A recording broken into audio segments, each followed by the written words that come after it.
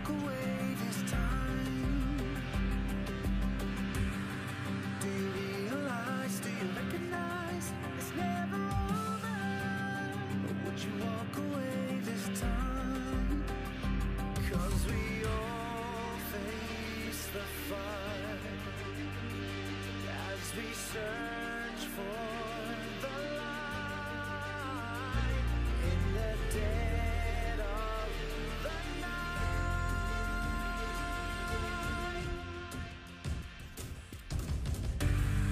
Will you rise above the days to come? Will it be enough? Or will you walk away this time? Look to your left, to your right, there by your side. 'Cause we all face the fire as we search for the light in the dead of the night.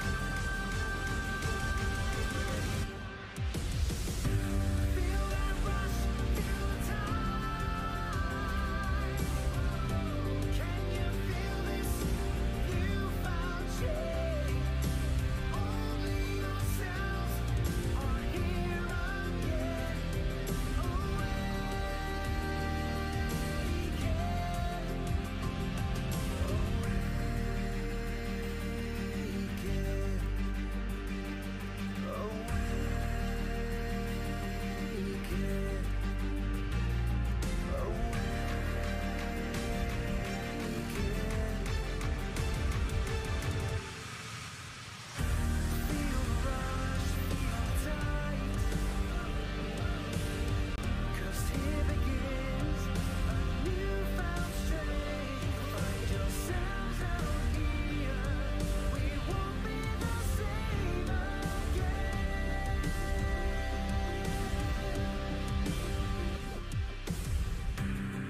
If you had it all, but you looked the fall in the eye, could you walk away this time? Do you realize, do you recognize it's never over?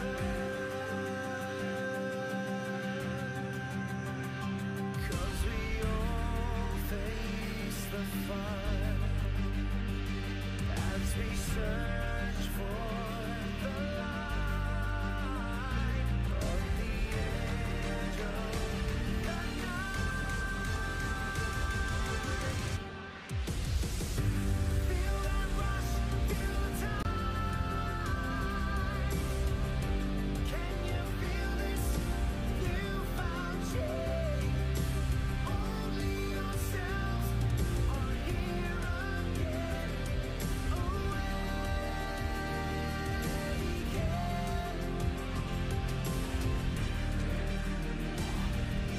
Ladies and gentlemen, welcome to this new day of the Serenity Gaming Springsplit. We will see the match from eSport Lightning Fang versus the Serenity Gaming Sphinx. Here, as your play-by-play is Etrurian, and with me as a co-caster, Nystar. Hello, hello. And yes, this is a Division 2 clash of the ages. I'm excited to see some League of Legends. How about yourself? I mean, I'm in love with League of Legends. I would like to see them every single day.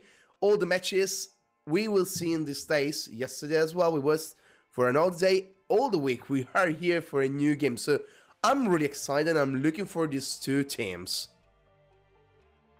Yeah, and we've got some very interesting teams to come up here on into this game. I assume teams are being set up here. We should be very, very close up here. I mean, How are you? Oh, okay. I mean, there's something we were looking up to in the moment we have some issue with the microphone on iStar. Hope we can get something back really soon. Is a match which you will be prevail. I mean, Division 2, we are going up and up. Division 2 is higher than normal Division 3 and 4. we're looking for. Nice start. You are with us. Yes. Okay, I was hearing you really bad. Sorry about that. What are you looking for from these two teams, mate?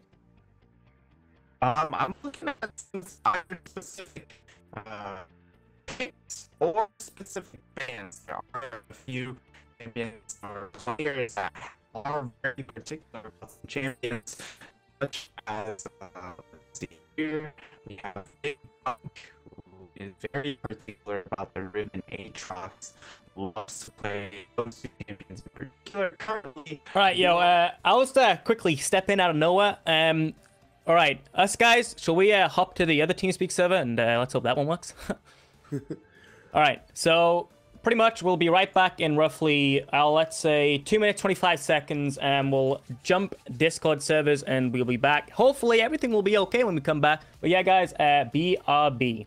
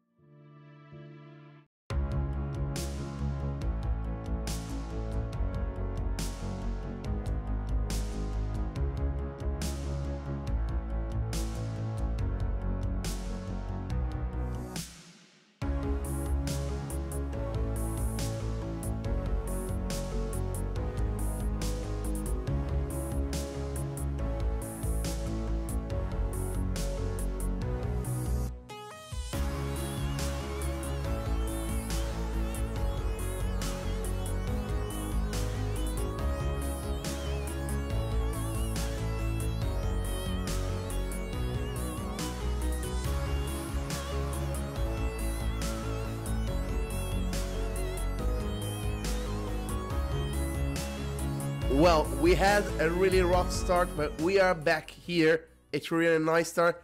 Nice start. You was looking for the game. You was looking to talk with us regarding what you're looking from these two teams. Yeah, and before we experienced that sound issue, I was taking a look mostly at SRG Phoenix or Sphinx. With their top laner, Big Gunk. His champion pool kind of has boiled down to Riven Aatrox quite a bit, so I'm looking for either a contest onto those picks or maybe a ban. Your channel was edited. His current flavor, I would say, is very much Riven so far, so he has been playing a lot of Riven. Some other things, Go Commit Jungle has been playing a lot of Zac. Zac definitely one of those tricky champions to play up against. Would expect to see some sort of ban or in a very early game approach from the other jungler from the side of Elf. I mean, I think so. If you're talking about the Riven Aatrox is kind of weird. I mean, Aatrox is coming out of the meta a little bit. Riven is something you see a lot of in the solo queue, so maybe as well, when you will see something in the solo queue, you will starting to think about that, isn't it? Yes. Certainly the Aatrox has fallen a little bit out of favor. Was definitely more of a big pick for him last season, and I mean, it makes sense. The Aatrox was a very, very important pick during Worlds. Has dropped off quite a bit during this season, but I would say it's still in that playable range.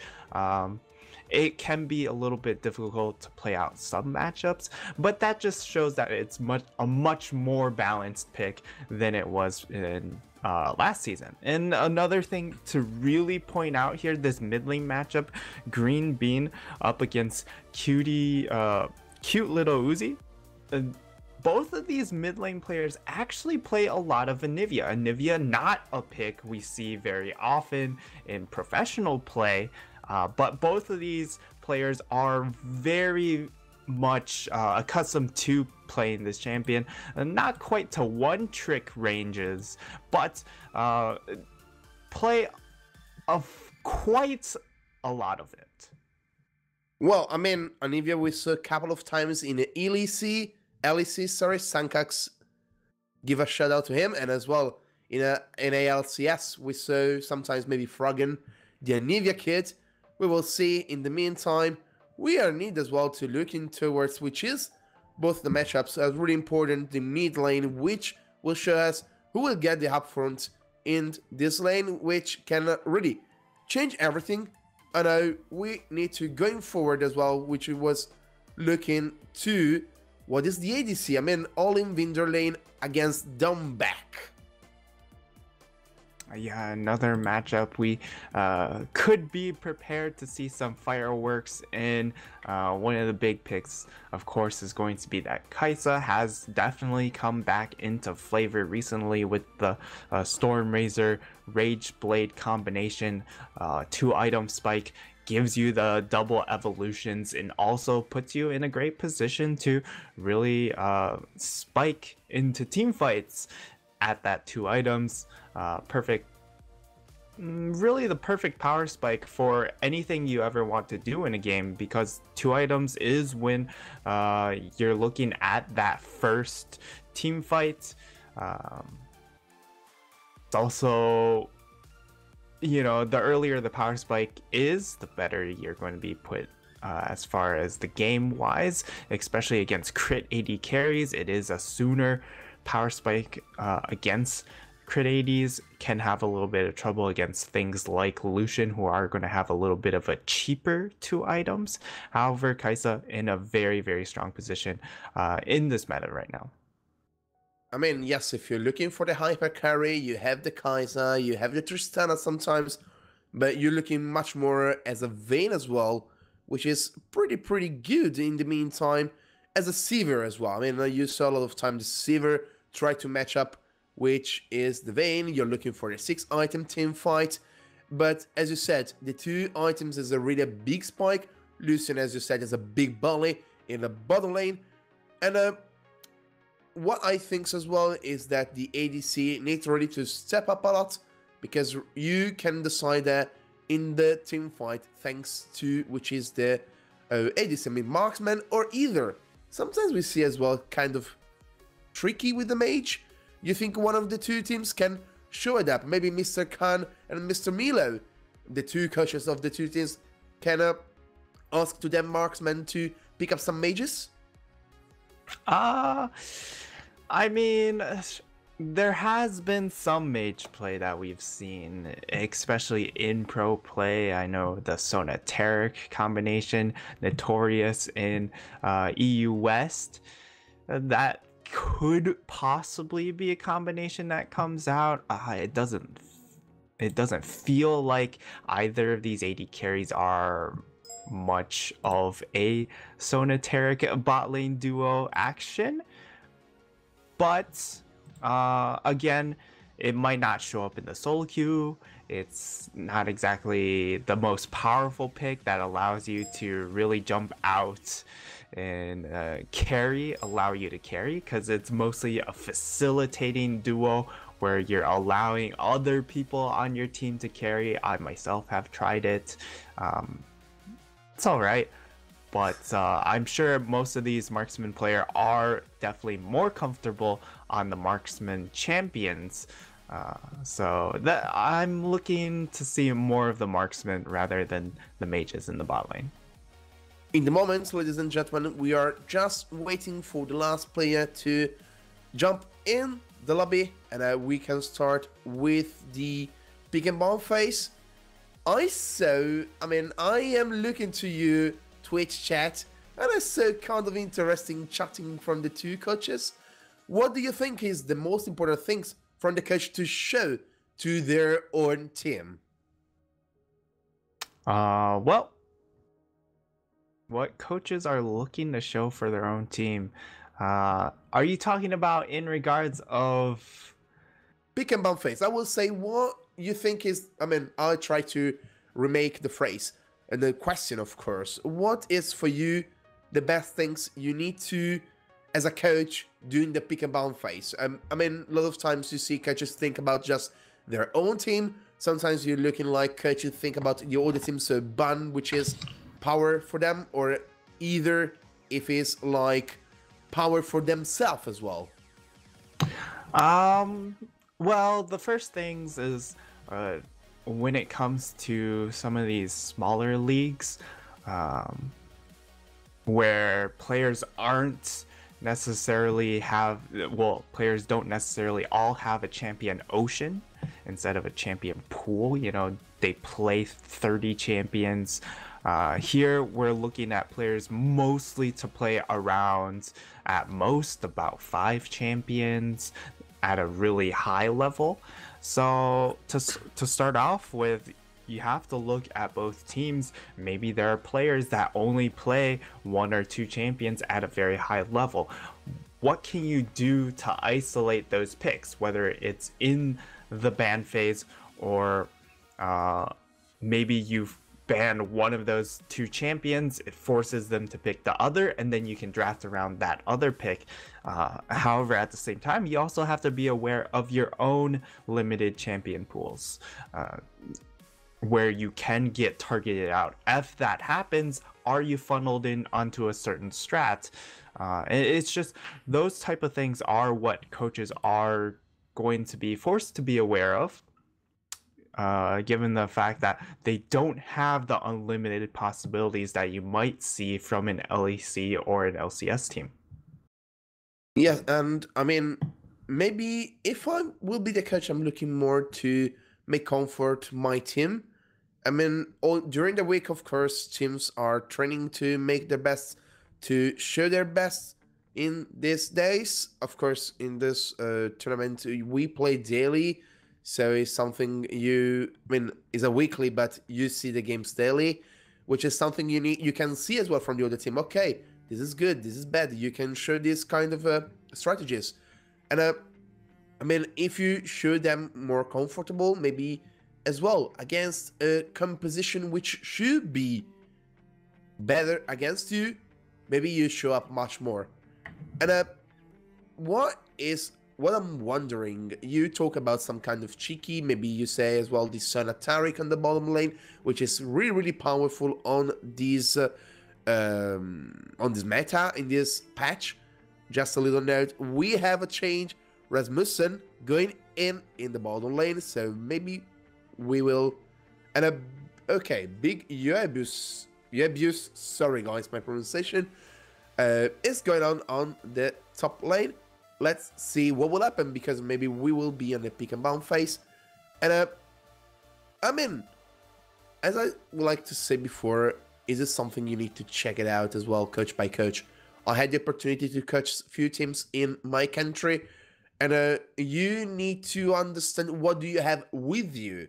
If you have someone who is able to have a big champion pool, you can as well work it out. In the meantime, we are in the pick and ban phase, ladies and gentlemen. And we are waiting for the first ban. And I mean, as I said, something is looking for, and the Riven is coming up. Yeah, it's not surprising that the Riven ban does end up coming out here, as Big Jobius is a very big current Riven player. The Nivea ban also not surprising at both of these mid laners are looking to take it up for themselves, and maybe they just think that Elf are looking to first pick it. I would say it's a little bit of a curveball of a first pick, as there are many ways to really go around it. You can draft a lot of early game aggression to counteract the Nivea, given the fact she doesn't have a lot of wave clear early on. But some of the other bans we see, Pike, Nocturne, Lucian, all of them very, very aggressive picks. Yes, of course. In the meantime, as a nice start told, Lucian and Nocturne are banned from Skovhuggerne. sorry, another time. And on the opposite side, the last man is a Jarvan. So you don't want to see the flex pick on the king of Demacia. Yeah, it's going to be trying to mitigate some of that early aggression here, which does leave up Rek'Sai. If you're looking for an early game champion that can do a lot of damage, that can gank the lanes and kill things pretty readily, we're looking at the Rek'Sai. Maybe even something like the Xin Zhao pick could be an option as well, but the Sejuani locked in for buff TP. Looking to send it over to Flayless, play a more defensive tanky jungler for that first pick. Anyway, there will be the pick of Aatrox. Maybe it can be a flex pick with a couple of time playing as well in the jungle, and the pick of Morgana. Yeah, this Aatrox pick, while it can go into the jungle, Go Commit hasn't shown too much of a tendency to opt into the Aatrox jungle. I'm looking more for it to go up into the top lane for Big Jovius. Again, as I mentioned earlier, once he has lost that Riven, that Aatrox pick is his next go-to champion. Has played a lot of it in Season 8. Season 9 has played only a little bit of it, but it is still his second most played champion in Season 8. On the opposite side, try to match the support with a Braum pick, and is showing the Orianna. Really interesting pick. If they decide, no, they are going on top with Darius. We will have a counter pick for ELF or not? Yeah, in a very early Darius matchup here, and Darius does play pretty well into the Aatrox now that Aatrox has experienced quite a few nerfs. The big issue for the Darius is still going to be the team fights. The Aatrox will be a better team fight champion as we see the Evelynn locked in. I mean, if you're looking for something more comfortable, Gurkha mid jungle and Evelynn is a great duo. I mean, you're looking for something you don't expect, and Evelynn is one of them. You don't see too many times in solo queue in a competitive way. In the meantime, Orianna is banned from the Sphinx guys.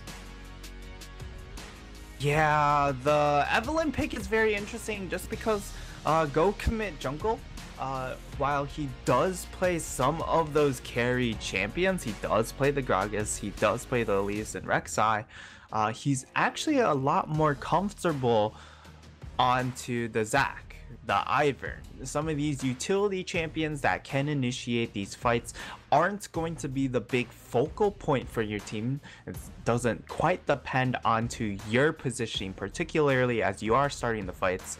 However, on an Evelynn pick, your positioning is very important. If you get picked off here, that's instantly you're going to die, and that puts your team at a huge disadvantage. In the meantime, in the second bomb phase, Israel and, as I said before, Orianna for the Sphinx was banned away, and ELF, they are going with the Corki and Alessandra, which are two of the most important pick you can see in the competitive way in the mid lane. Yeah, the Alessandra pick just enables your team so much power to start these fights. The Corki also, while it doesn't give you add to the team a lot of initiation power, adds to the team a lot of plenty of damage, I would say. However, seeing the Karma pick, I have the inclination that the Karma will be headed to the mid lane. However, one thing to point out, SRG Rasmussen, he is a support player, so we might see a double support bot lane. Maybe we will see. In the meantime, ELF ending their composition with the Zillion and the Kai'Sa. Yeah, Kai'Sa, again, a pick we mentioned early on as a pick to watch out for just because of how strong it is.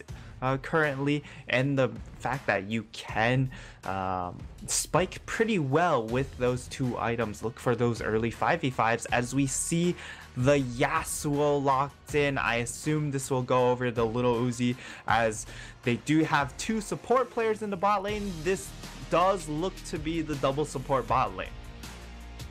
I mean, when I saw the Yasuo, I was more like, okay, Yasuo sometimes playing as well on the bottom lane, but having him on the mid lane, it shows you how the bottom lane, as you said, Nisa, are looking for the duo support, which is interesting because, I mean, Taric Sona have their kind of CC, which can help you really easy. The ultimate from Taric is pretty good, and the crescendo from Sona is making a great CC for your team.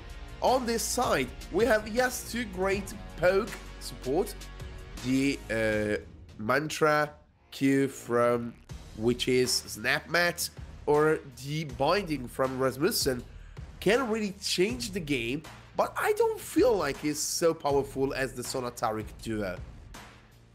Yeah, it's not quite as powerful as the Sona Taric duo.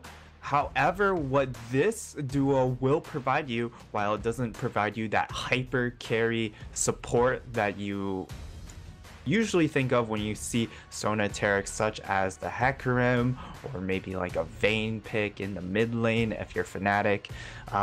But what this duo will allow you to do with the Morgana, with the Karma, is really empower this Evelynn pick to make invades, because you can shove in so very easily. Both of these supports probably looking to get that Spell Thief's Edge, but you're looking at them pressing W from the Morgana, that pool, and then into a Mantra Q from Snapmat. Instantly you clear the back line, and then you can start roaming with your Evelynn to really put pressure onto Flayless in his jungle. Yes, and what I'm looking forward as well is this mid lane matchup. We have a Zilean and the Yasuo. Yasuo, he can really be so fast to clear up the way with his Q. He can really jump away with his E, so he can bait the bump from Zilean. But this kind of composition are kind of different, as you say, as you see on the bottom lane. You have a Kai'Sa, which is in a hyper carry, 2, 3, 4 items to show their power. On the opposite side, I'm feeling like everything is on the shoulder of Yasuo, as in the mid to late game we are showing up, and Aatrox on the early game. Yeah, and both of these compositions are very different, right? On SRG Sphinx, we see 5 very squishy champions. The tankiest member on this team is going to be that Aatrox, just because he has a revive. But that's it. If we're looking over on the side of Lightning Fang, we have a very standard front to back. You have a mage that can really support the rest of the team, empower the rest of the team to make engages, and then you have this Kai'Sa pick that can, if the fight devolves into chaos, he can still play very comfortably. And as I am looking at these compositions, I am favoring the side of Esport Lightning Fang as of right now, just because of their composition is so much easier to execute. If you're looking at the side of Sphinx, you have a Yasuo pick, right? But where are your knockups? The only knockups you have are from the Aatrox and the Yasuo itself. You don't have too many big knockups from the rest of your team. You have an Evelynn who sure has a charm, has some CC to maybe make that make it easier for you to land that tornado, but it just feels like the side of Sphinx didn't draft a holistic composition, really only focused on bits and pieces. Of course, if you're looking to ELF, the Esport Lightning Fang, you have some more kind of diversity of trying to make the game on this Sphinx. Yasuo is kind of alone if you're done looking like to the Aatrox knockup. But chat, it's a time for you to show us as well what you're looking for. Which team for you is the one who's going up for the 1-0 best of 3? It will be ELF, so chat, put down the hashtag ELF win, or in case Serenity Gaming will pick up this first win, hashtag SRG win.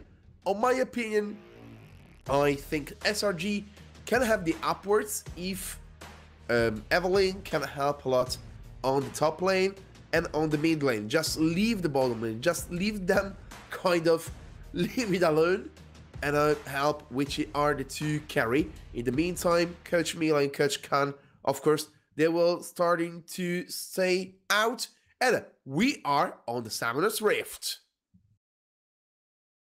Yeah, and as we head into game number 1, we have an instant pause looking at some Discord issues to be fixed up. However, that is going to slow us down just that little bit extra. But as I was saying before, the big key point of this early game, especially from the side of Sphinx, is going to be go commit jungle. You've picked this early, very early Evelyn pick, and you have the support of your bot lane to really try and make invades, try and look for these kills onto Flayless, or at least take away his jungle.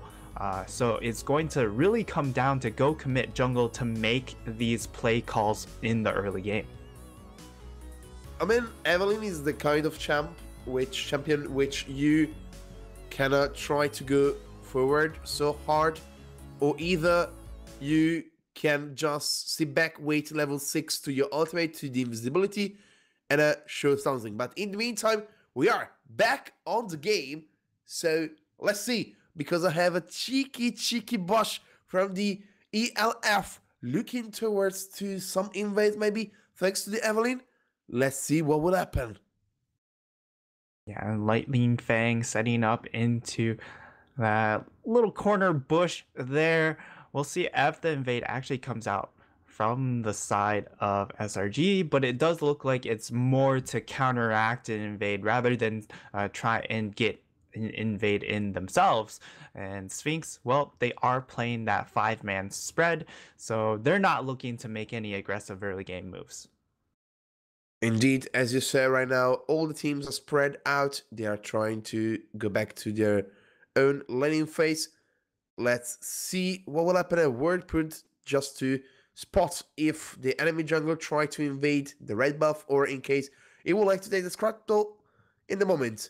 Both the junglers start on the right side, which means they will make the mirror way. Yeah, both junglers are going to be starting out onto that red buff. So we'll see where the paths end up going from there. I would like to see more of a bot side focus from this Evelyn, as you do have two mages that aren't really looking to farm as much, mostly looking to just wave clear, neutralize the pressure coming out from the bot lane. Maybe you're looking to grab some of those plates, or maybe you're looking to try and force the issue against the jungler. But we see a gank up the top. Maybe we will see something coming out as well, because it's arriving. The first ball for Aatrox. Evelyn, early bots. Lucky buff TP. Because thanks to the blooding, in the meantime as well, a kill for all in Winder. It seems like everybody are showing up the true power, and they ignite the flash. Rasmussen can't do anything against the Braum, and the Kaiser is a 2-0 on the bottom lane for the ELF. Yeah, and we see everything just devolve into madness. Might even want to see some maybe a replay of that first blood, since we didn't really get to catch much of that. As here we see Go Commit Jungle was able to get the early roam up in this top lane, and Buff TP really just got a little bit too aggro there and out of position. Was level 2, as we see here, and almost got the first blood onto Big Jovius, as we see again a fight into the bot lane. But the issue with this double mage comp is the Braum, once he lands that Q or auto onto you, as the mage duo, it's just so problematic because once you are stunned, you're just going to get returned upon with a boatload of damage. And as you said, it's a 3-1 for the ELF. Serenity Gaming now need to step back and are waiting for some kind of spikes. And in the meantime, as you said, the double mage can't really go really full aggressive. You need to wait for an interesting composition. Maybe you will see a gank from the jungler, but nothing will happen. In the meantime, both jungler now are going back, and that fight maybe was a really interesting from the top laner, because buff TP, please Riot, is looking ready to fight in the early stages with these Aatrox. Yeah, buff TP with this Darius pick really looking to be super aggressive up against Big Jobius, because Big Jobius is going to scale a little bit better than the Darius as far as the 5v5s go. In the 1v1 can still have the advantage throughout the game, but the impact of the Aatrox isn't necessarily going to be in the 1v1. It's mostly for that 5v5 because you get those big AoE knockups, especially when you have this Yasuo pick. You really need a second source of knockups to really get this composition going. So the Aatrox is a very, very important pick to enable cute little Uzi here. Yes, indeed. And as you see, the junglers, they're trying to invade Evelyn on the top side of the jungle. Maybe try to get Green Bean. Let's see what will happen is put the mark. Maybe we'll try to make something with the flash. It's coming as well, which is a Serenity. Maybe Green Bean is safe. Yes! Thanks to his jungler, Flayless, arriving to save his mid lane. Good job from the jungler of ELF. Yeah, and Flayless, perfect counter gank timing. Just so happened to pass by the mid lane.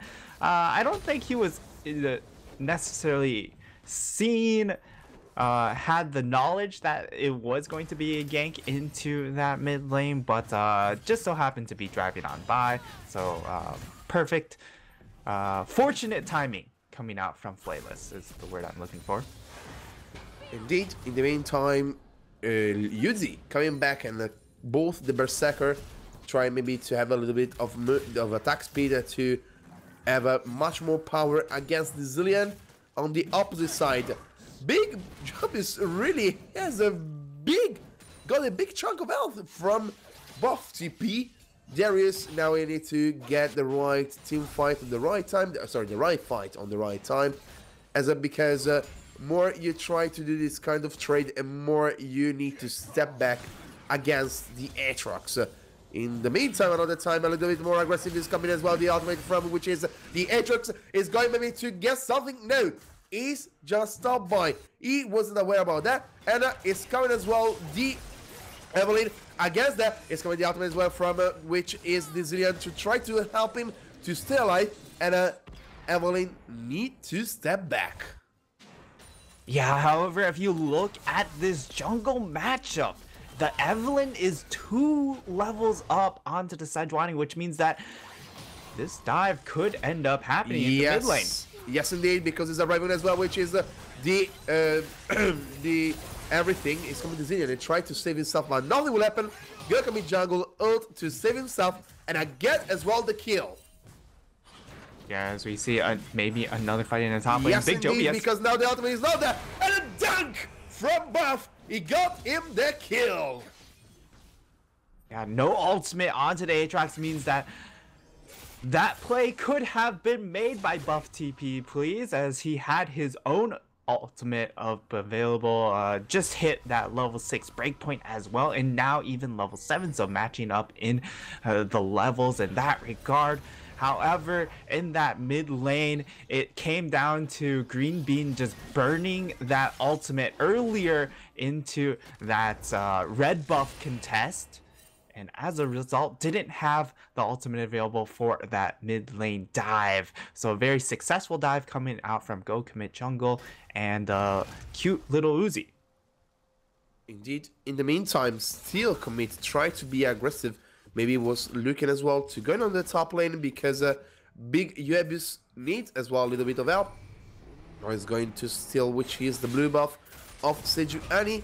I mean, you're looking for kind of interesting fight from these two teams, but what you're not looking for is this bottom lane of Serenity to try to be aggressive. They need to step back, wait and clean, and make Evelyn try to be aggressive on the mid lane and on the top lane, as we see right now, maybe as well. Try to be aggressive is coming as well. The last breath from him is coming as well. Maybe the ultimate from which is the Zillion, yes indeed, is saving stuff, but still for a little bit of time, because right now it was going down from commit jungle is a 2-0-1 from the jungler of Serenity Gaming. Yeah, and I mentioned it a little bit during the pregame here, and it was going to come down to how much aggression can come out from this Evelyn pick, because your composition isn't too cohesive. It's coming as well. The thanks to the ultimate from which is the Aatrox, and coming up now thanks to the commit jungle who got the kill, but a terrorist lane, no damage going from the Darius, and so just a suicide for a kill for the jungler of Serenity Gaming. Yeah, very well done again, coming out from Serenity Gaming with that Evelyn again going very aggressive, looking for these dives, because you know that Flayless was still level 5 when you last saw him, so only just hit level 6. That's a big break point here. Finally, the Sejuani might be able to start looking for these counter plays. However, if you are the side of Lightning Fang, you have bled out quite a bit as far as all across the map. Indeed, in the meantime, they are trying to make this Infernal Drake. They know they have vision. They know they can make it with no issue at all, because Yasuo is so much aggressive, so much forward. Their farm is already 40 million up against his opponent, which is really important to make Serenity Gaming have an easy peasy Infernal Drake. Yeah, and the gold differential right now is at 1500 gold, as we might see another gank into the mid lane. Yes, indeed. Let's see if Evelyn will try to do something thanks to the mark.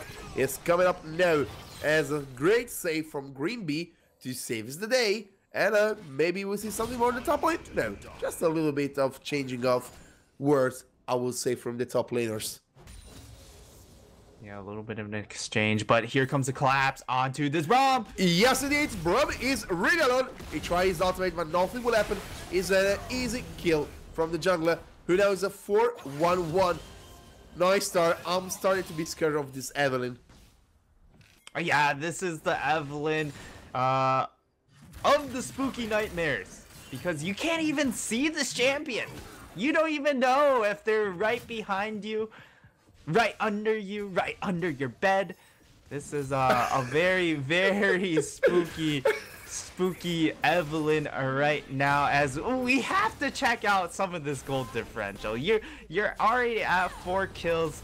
There has to be quite a big difference, and it is 1800 gold difference through just the junglers, and then you have an 1800 gold difference through the mid lane, and it's not even the kills that the Yasuo is getting, it's the farm.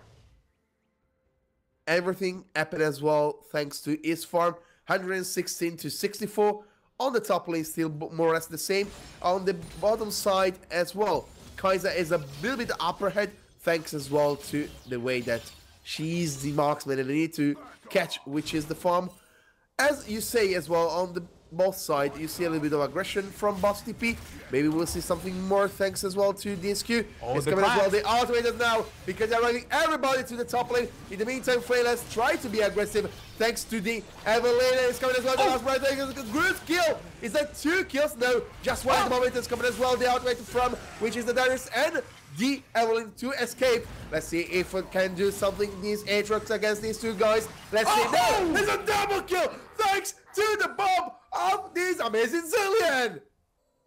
But I need to catch as well because it's coming as well. Maybe the kill. Yes, yes, it's coming a double kill. What a change of flowers. The flow from this Serenity Gaming. What a great call from Commit Jungle. Yeah, and it was just the side of really Lightning Fang getting way too greedy after the play. As we see this replay here, the skirmish, it starts off up in just a 1v1 up in the top, and then you see Playlist spots out cute little Uzi, decides he wants to go in, but he's only level 7. There's almost no way that this gang ends up succeeding when they turn on to him. And then we just see cute little Uzi walks into this second bomb. Yeah. I think it was just one bomb. Yeah, it was one bomb as Green Bee threw it onto the Aatrox, and then cute little Uzi walked into the Aatrox right when it detonated. We'll just say we didn't see that. We didn't saw that, of course, but as well, Go Commit Jungle gets a great call, and again as well, which is a double kill against Darius and a Zillion. And in the moment, Aatrox, are you looking to have some mana in your pockets? Because really, maybe it was just which is the cooldown, but got a blue buff on Aatrox is really interesting, by the way. Yeah, and I mean, the cooldown is certainly going to be nice onto the Aatrox. However, the bigger deal is going to be denying it away from the Zillion. Zillion at this point with that Rod of Ages. Not sure if the Rod of Ages is ideal here, but he is going to scale to the point where he can easily clear out these waves, as he might get collapsed upon here. Maybe yes, maybe no. Let's see. It's coming as well. The mark from which is the Evelyn now as well. It's coming as well. The last breath, and a little Uzi got an all-the-time kill. Yeah, and that dive was just so darn easy coming out from the side of SRG. Maybe it's coming as well. A team fight is coming as well, which is the Darius. Ultimate. Let's see the aggression prison as well against little Uzi. And a kill is coming up. It's coming as well. The knockup is coming as well. The kill from which is the Darius. The kill doesn't get from Evelyn. Oh no. It's coming the end of the word from which is the Aatrox. Evelyn is still up, but now it's just one against 3 people. Oh my goodness, let's see if he can save himself. Well, let's see. He got the kill and he saved himself. Let's see if he can get something more. Let's check it out, because as well, Evelyn got the kill thanks to the help of this Aatrox. Yeah, and the roam coming in from the Braum, almost able to turn things around, but they just ran out of damage. That was the real big deal here. Flayless is only that tank jungler and still a full level behind this Evelyn. That's a key point to point out as well. So not only do you not have the gold from any of these kills, any of these camps, you also don't have the gold and EXP difference to really challenge things. But I need to stop you, Nightstar, because Aatrox still looking to make plays on the bottom side. Let's see, it's a 3 versus 3. Let's make him safe. No, only Vinda got the last shot, and a kill going to this Kaiser, who's now is a 2-0-1.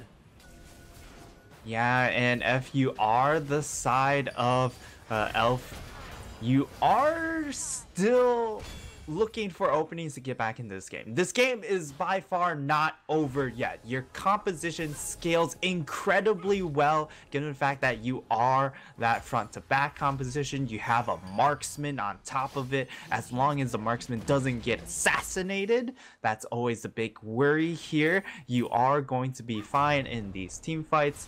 Yasuo will have a difficult time to get onto you unless if he's really tunneled in onto you. Things are not over by far for Lightning Fang. As the side of SRG, they really have to keep pushing the aggression on to this game. As we might see it Let's see right now, maybe we'll see something as well on the top lane thanks to the Yasuo and the Aatrox. Is going to make big chunked up on the Kaiser. Oh! And Yasuo maybe with a flash he got something. Let's see if he can break through. Thanks as well. Yes, he got the kill. And as well, a big fight from Aatrox and Evelyn, sent as well back to the base with a dead timer, which is the Kaiser. The Darius. Yeah, and things just going very from bad to worse here for the side of ELF. Again, another great rotation coming out from SRG, and it does feel like that the side of ELF, they're just really falling behind as far as the vision control goes, as far as these play call goes, just because they aren't foreseeing some of these rotations from SRG, even though they're very, very apparent. Let's see, maybe Dillian got caught, nothing will happen. He got the speed up and he saved himself from the death of Evelyn. Yeah, and this Evelyn 9, 1, and 3 has a maximum bounty accumulated at that 700. Ooh. Whoa! Evelyn! Really chopped up everybody and try now to save herself. Let's see if they can do something more in this team fight. No, they try to save themselves and keep back to the tower to maybe get something back, because right now they are not in the mood to fight. Yeah, and it's going to be 5 people in the mid lane from Elf, and this is the right option here. You are more of the 5v5 composition, and also because of how lacking your vision coverage has been for some of these plays, it's just better to 5-man death ball here, because you are able, well, the Evelyn can't pick any of you guys off if you guys are all clumped together. But it might be the 5-man engage coming out. Yes, it's is coming as well. The ultimate from which is the Burn, but was stopped. The Gushing Prisoners doesn't pick it up, and anybody is going as well. The first kill against which is the Darius, and it's going up as well. The fight is going up right against D Sejuani, who got killed from Little Easy. Yeah, and Buff TP, even though he came in with the teleport, even though he came in a great spot, but if you look at his items, he only has the armor. And who is the real Fed champions on the side of SRG as we take a look at this replay? It is going to be the teleport onto that control ward, but at that time, the side of Serenity Gaming have already addressed it's coming as well. far. It's a team fight, and a kill maybe showing up as well in the side of Serenity Gaming. Maybe will be the Burn, maybe will be somebody. Oh, this guys that tried to kill him and got the shutdown. Oh, the flash! Which is the Yasuo. It's coming as well. The ultimate from the Zillion, and the ultimate as well for the guys that tried to stop as well, which is Yabius. The Aatrox now is alone against 2 people. Let's see if they can do something as well. Yes, they got the kill on the Aatrox.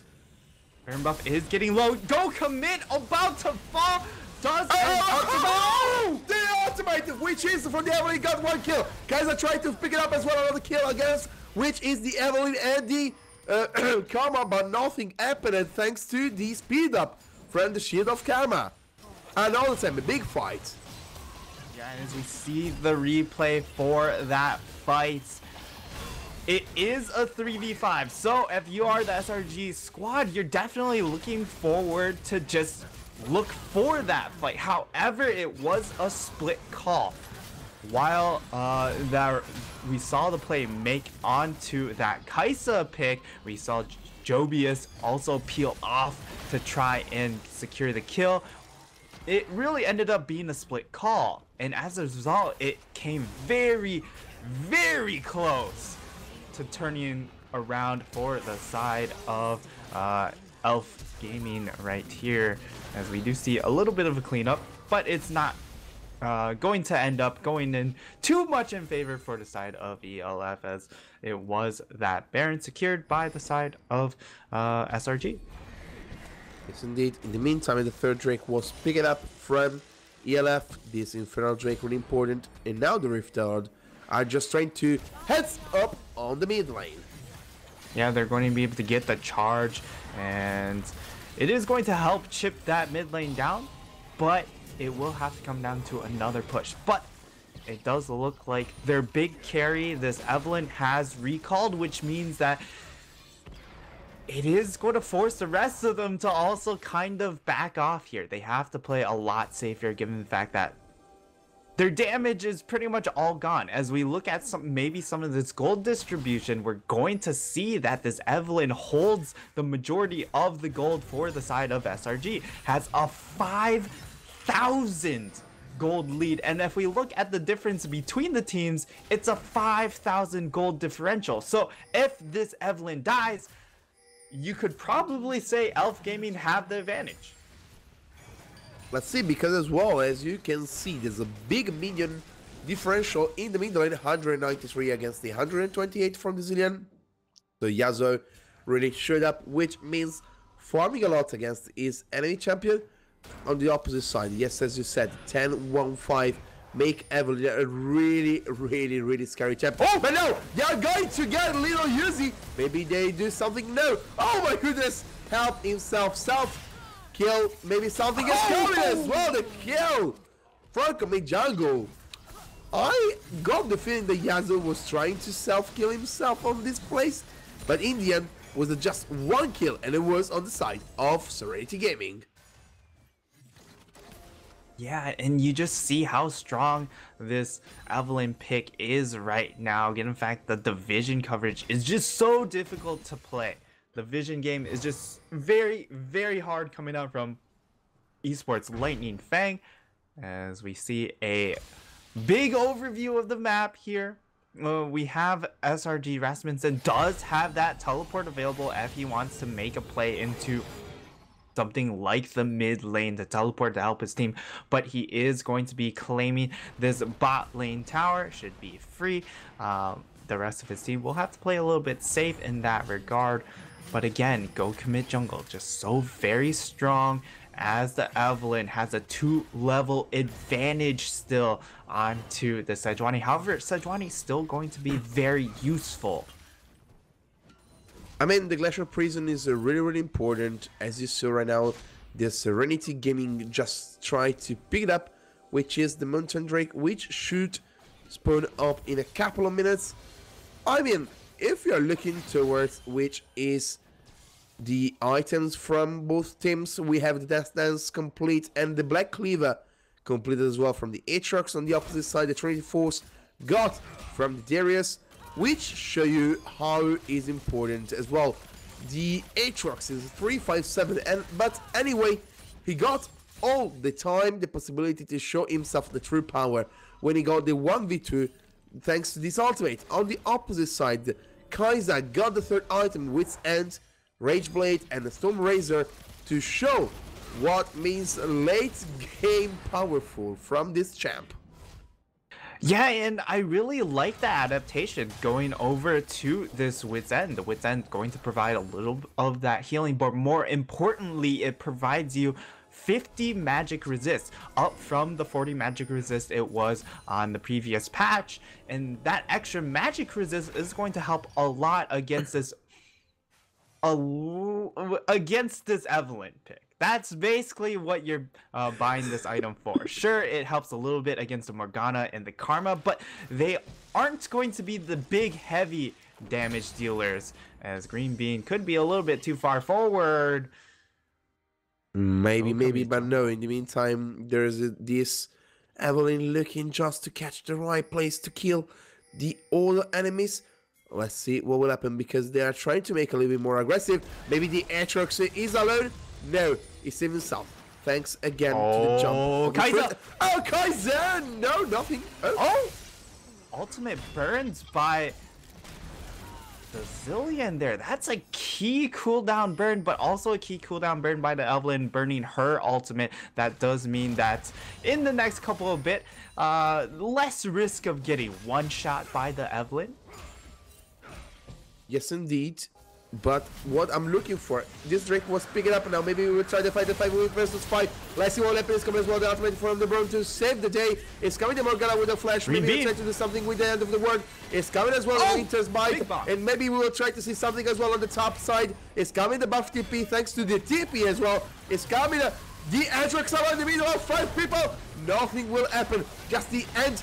Nothing will happen. No! Snap! Thanks to the Mind Trade Q. He got himself the kill.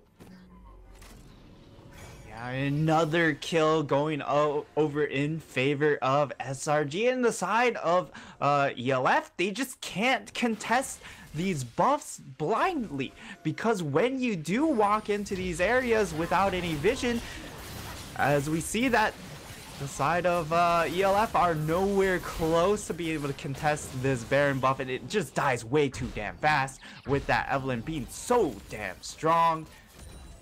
They can't face check these bushes. Their tanks aren't tanky. You have the Sejuani finally completing that second tank item in addition to that Cinder Hulk has now the adaptive helm. Will help a little bit, but there's just so much damage on the side of SRG.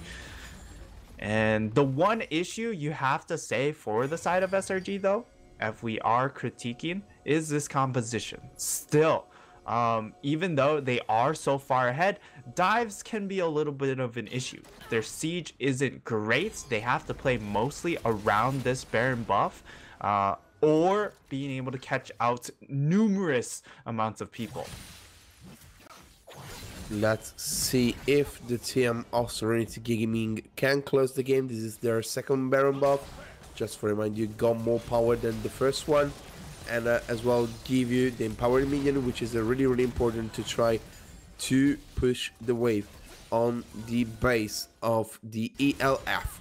In the meantime as well, we are looking forward. Maybe we'll get a little bit of the fight thanks to the Atrox is going forward. Now just going to give a bunch of damage to the Darius. Now they are trying to push this minion wave, but you will feel like you don't have too much of potential. But you don't have a marksman, you don't have a person who can really try to clear the wave in range. So you need to be all the time in danger. Let's see, maybe we'll get something as well. The Atrox is gone as well. Under the tower is coming, the ultimate from the Atrox is gone as well. Resurrected in a moment. As it's coming as well, the ultimate from the Brum and the ultimate from the Atrox. As I said before, still trying to get a fight. We will see if the Brum will get connected the ultimate from Yasuo. No, nothing will happen. Just in the end, a bunch of damage from this side and another. Yeah, and if we're looking at what SRG should be looking to do now, they should be looking for this 1-4 split, maybe even a 1-3-1. They are pushing that Aatrox into the mid lane to try and peel people off of that top lane tower, and it should get defended by this Darius. The focus should be to you are okay giving up that top lane tower, you are not okay giving up this mid lane tower, as they just end up losing out on everything now. Or maybe not, because it's coming as well. The Darius is going forward. He got killed straight away from the Evelyn. Maybe she will get safe. Yes, she keeps herself safe. It's coming as well. The Guardian Angel from the Aatrox, who got right now killed from the enemy. Right now it's coming as well. Maybe got the kill. We'll see a double kill. Yes, he did. He got a double kill. Thanks to the last breath. And a triple kill for him. In the meantime, his team is just cleared up the inhibitor. And maybe we will call the GG. Yeah, and very, very well done from the side of Serenity Gaming here. SRG Sphinx coming away with game number 1 off of the back of this disgusting Evelyn play. I mean, Evelyn was really the big focus of this match. Evelyn got the advantage on the early game, and as well after kill, you saw how big was this champion. Yes, indeed. And that'll be game 1 going over to SRG Sphinx, as we are going to now head it over to a break. We will again bring you more action very, very shortly here. See you in a bit.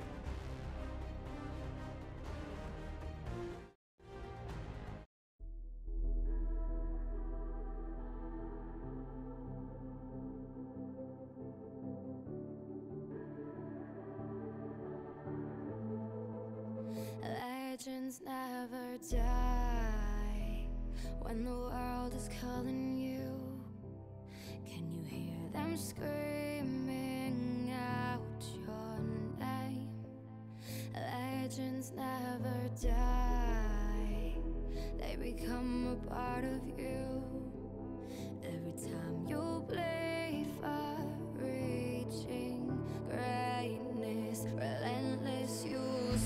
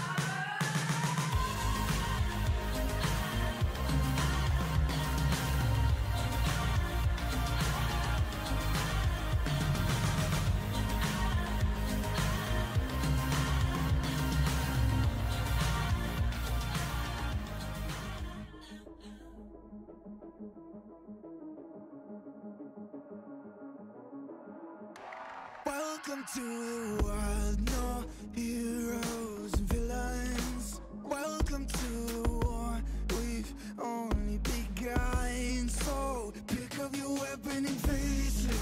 There's blood on the ground, go and take it. You get one shot to make it out alive. So higher and higher you chase it. It's deep in your bones, go and take it. This is your moment, now is your time. So prove yourself and rise, rise. Make them remember you. Rise, push through heaven. Rise, rise. They will remember you. Rise. Welcome to the climb up, reach for the summit. Visions brave, the one falls steadily the end. So higher and higher you chase it. It's deep in your blood, go and take it. This is your moment. Take to the skies, go. Prove yourself and rise, rise. Make them remember you. Rise, push through heaven. Rise, rise. They will remember you.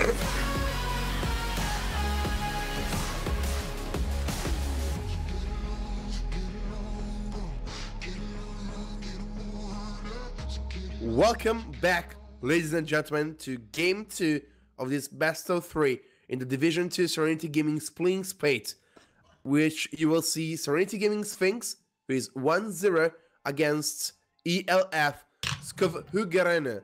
Here for you, Etrurian, and with me, Nysta. Hello and welcome back to this game number 2.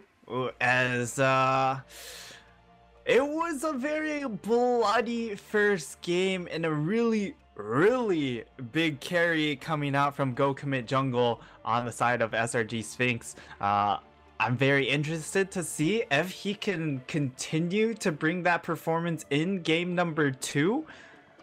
Especially given the fact that it is going to be a little bit of a big jungle mismatch, as they have a substitute for the side of esports Lightning Fang. Their support is the jungler for the squad, so that's kind of why we saw a little bit of a discrepancy in some of that farming, some of the pathing, and just really getting taken advantage of. I mean, if you're looking something like this, yes, the jungler is a really important role, and if you do not know how really to pathing and all, I mean, don't say something like this, but you are not playing all the time on this role, so it's something which you can understand that. In the meantime, we are in the pick and bound phase, and Serenity Gaming going again to ban Green Bean and Evia, and of course, you saw Commit Jungle, how was important this Evelyn was banned straight away from eSport Lightning Fang. Yeah, and the adaptation, the side of ELF is going to be just ban out the Evelyn. If we are going to have playlists in the jungle, we have to make some sort of adjustments, make it a little bit easier for him to play the game. And I mean, it's okay. It's okay, I would say, to go ahead and ban it, given the fact that you do have your supports jungling for the team. But at the same time, I would have liked to see a bit of a different adaptation and just play around the vision game. You are putting a support into the jungler, they should know how to play the vision game, given the fact they are a support. They are very comfortable looking out for spots to ward out. Against an Evelyn, it's very easy to just ward down a few camps, play very defensively. Some of the early levels don't get caught out and assassinated, and if you don't die to the Evelyn by 15 minutes, it's almost a game locked up in the bank. I mean, you really show how much strong was Serenity Gaming, and they straight away picked up, which is the Karma. On the opposite side, Oriana was picked from ELF, and maybe we will see Skarner coming. No, Sejuani. Sorry, guys. I got baited to the last second. Sejuani still pick it up from Flayless. Yeah, and if you are Flayless, Sejuani is going to be the most optimal pick for you, given the fact that it is the most forgiving of the tank junglers. It is okay to fall behind, as we saw in that game. It was still very, very rough. I expected them to try and take away something like the Morgana pick. Maybe grab a mage bot lane themselves, go for the Lulu, just try and deny something from the side of Sphinx here, as again they're going to opt into that Morgana Karma bot lane, and they've also opted into this jungle Talia. Talia can still be flexed around, but Go Commit Jungle has been the one to really play a lot of the Talia for the team. As well, as you said, the Morgana was picking up maybe on the bottom lane, but on the opposite side, all in Winder lane, maybe it tried to take the carry pants and pick it up, which is the Twitch. Yeah, and Twitch, a big pick for All-In. He is very much a Twitch player, played a lot of it in the last season, over 200 games of Twitch and to pretty solid success. And when you have that early Orianna pick, it does say that ELF looking to play very much front to back, and the Twitch certainly helps in that regard. You can just ball the Sejuani, get a nice shockwave, and then the Twitch unstealths with his ultimate, autos about 3-4 times, and the side of Sphinx should all be dead because they don't seem to be drafting any frontline yet. Indeed, in the meantime, we have the Lissandra and Yasuo ban from the one of the other side, and we will see which will be the next ban from this and we'll see what will happen soon. Maybe we will have another pick, another ban maybe. Okay, was another ban on the opposite side. Maybe it was an issue on the feed. Sorry about that, ladies and gentlemen. I mean, Lissandra, Yasuo, and Lulu and Darius is really, really interesting to see, because Darius was really, really strong from buff, but I don't feel like it was that strong. I think it was mostly the fact that they have some of those bans to throw into that top lane, because if we're looking at a second support ban, maybe you don't have anything you're really too worried about besides that Lulu. You didn't expect the Nami pick to come out necessarily, or maybe you're looking to just force the Nami pick, because the Nami, while strong in lane, isn't going to be as strong as some of the other mage supports in team fights. Does have that ultimate, that tidal wave, however, but the other tools can be a little bit more hit or miss and less impactful than something like the Lulu, who has the shield, who has the attack speed buff, who has the ultimate as well. But a different approach coming out from Sphinx, as they still are looking to go very much aggro with the Xerath pick and with this Irelia. Yes, on the opposite side, we saw as a... Wait. I saw right now. You saw Tristana and Twitch on the same team? Is that a... Okay, I was expecting maybe a placeholder coming out from the side of Elf, but it does look like they are opting into. Okay.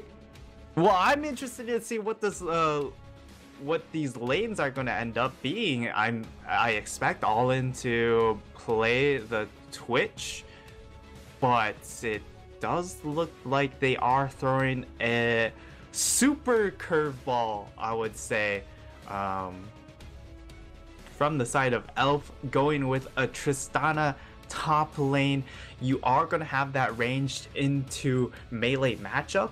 against the Irelia. However, Irelia, once she hits 4, she's going to have a decent moment in time where she can look for that all-in from 4, 5, and before Tristana hits 6, able to knock people away. Then we're looking at something that might be very interesting. It would be really interesting because a Tristana top is not something you're looking to see every day. Maybe you see something like the Vayne, maybe you see something like the Quinn, but the Tristana is something really you are not looking forward every day. And when I said Tristana was more like oh my god, I mean Tristana wasn't looking forward, and you have the Twitch, I mean you have 2 ADC, and at the front line Players need really to do a big work to help the guys. In the meantime, let's see what will happen again in the next few minutes.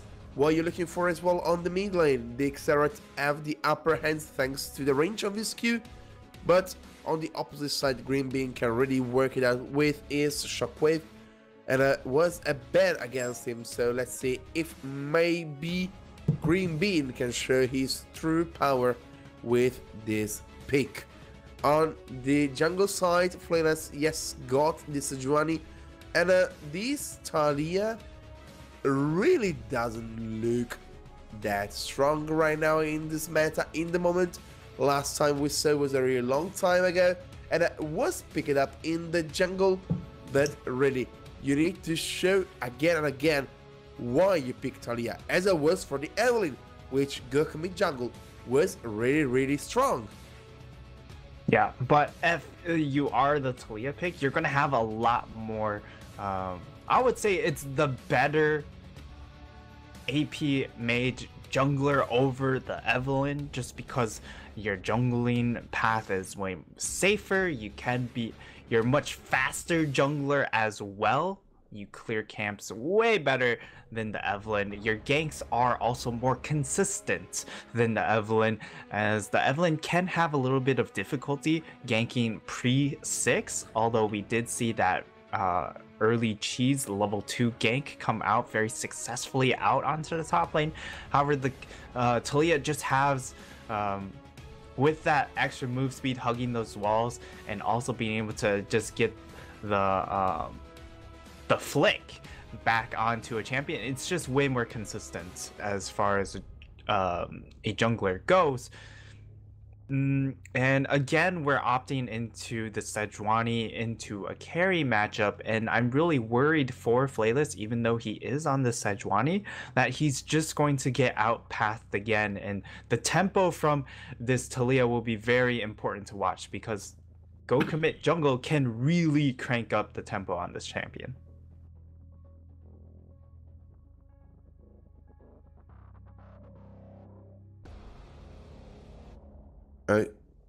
Okay, so we will check it out again, all the things. So we will waiting to on the game, because we had an issue and someone needs to get out from the match, so we will redo again, which is the champion select, and we will be again the 3 minutes waiting time. So all right, yeah, so okay, I'm just stepping in here because so what happened was all the picks went through, all the shuffles went through, and then we went into spectate delay. However, during that point, it looks like someone left the lobby, something happened with the lobby, I don't know, it just backed out on all 3 of my clients. So right now we are getting everyone back into the lobby, and we're gonna remake with the same picks and bans as what we just did on stream. So stream is still correct, however, we'll take a little bit longer to try and get into this game, because everything will need to be remade into a new lobby. Thank you very much, Joe Fisk. And I mean, nice start. We saw as well the bottom lane, how it was in the early game, really, I mean, not strong because they got killed, but if you don't try to get the bot lane forward, as you have an hyper carry as a Twitch against 2 supports, really, you need to start to look scared, because on the opposite side, you have a lot of potential to poke the enemy team. Yeah, there's going to be a fair amount of poke, but at the same time, if you look at some of these damage dealers from the side of Sphinx, the only source of AD, the only source of physical damage they have on this team is going to come out from this Irelia. And Irelia is going to be spending a lot of the time going to be in the side lane. So if the side of Esport Lightning Fang, if they just itemize a lot of magic resist, they could really take control of this game. Flayless, very simple build this time, doesn't really need to worry about damage coming out from other sources, just has to focus onto the magic damage, because, well, chances are Big Jovius isn't going to be into too many of those team fights early on. Maybe some of the skirmishes he'll run into some of these issues, but other than that, it should be pretty good. And also the side of ELF, they again scale very well into the later portions of this game, because they do have double AD carry marksman with double not double support necessarily, but Orianna does kind of play a hybrid support role with those shields. Let's see if Orianna as well can work it out in this way.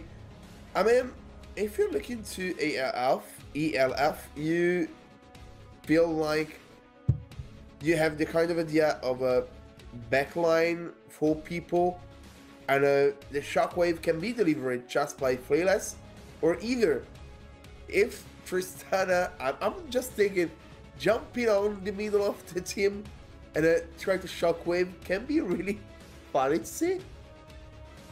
I mean, that could be a possibility. I don't think it will necessarily come through.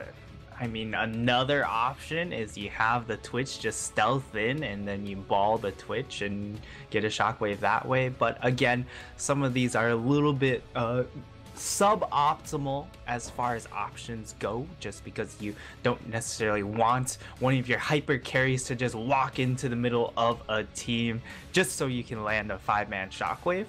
At the same time, you know, maybe this is why you did draft 2 marksmen, so you could sacrifice one to initiate for the team. I mean, not the most optimal. I mean, if you have an AP Tristana, you can really jump in on, take the shockwave, and after take your ultimate to shot one person. I try just to think about what something can happen, because the shockwave in this moment is just as a defensive way to save, which is all in Winder lane and a buff TP, please. On the opposite side, Aurelia can jump on the enemy team. Kami Jungle can jump on the enemy team. Okay. All right. So production has notified us that the buff TP, please, is indeed trolling us with the Tristana lock-in. It is actually a Scion up in the top lane, and this changes, I would say it doesn't change as much as I think. You have a Scion instead of a Tristana. You have a big guy instead of the little girl. User entered your channel. Yes. For sure, the Scion is going to be a little bit better as far as frontlining. You're not going to have the additional damage from the Tristana, but in reality, I don't think the Tristana top lane would have scaled necessarily very well in the 1v1 regards. Now you have this Scion who has the initiation power, because I would say the one drawback from Elf, from their composition, was that the initiation all relied on Flayless. If because he was so far behind though, he wasn't able to really go fishing for these ults. In fact, it really prevented him from going aggressive, trying to make these plays for the team. And if you have a Scion who is going to have a little more of that farm income, will be able to pull the trigger a little more readily for his team. Of course, as well, Cyan is a really good tanks on the top lane. I hope for Buff to just sit back and wait to get the items to tank all the team damage, enemy team damage on the same side.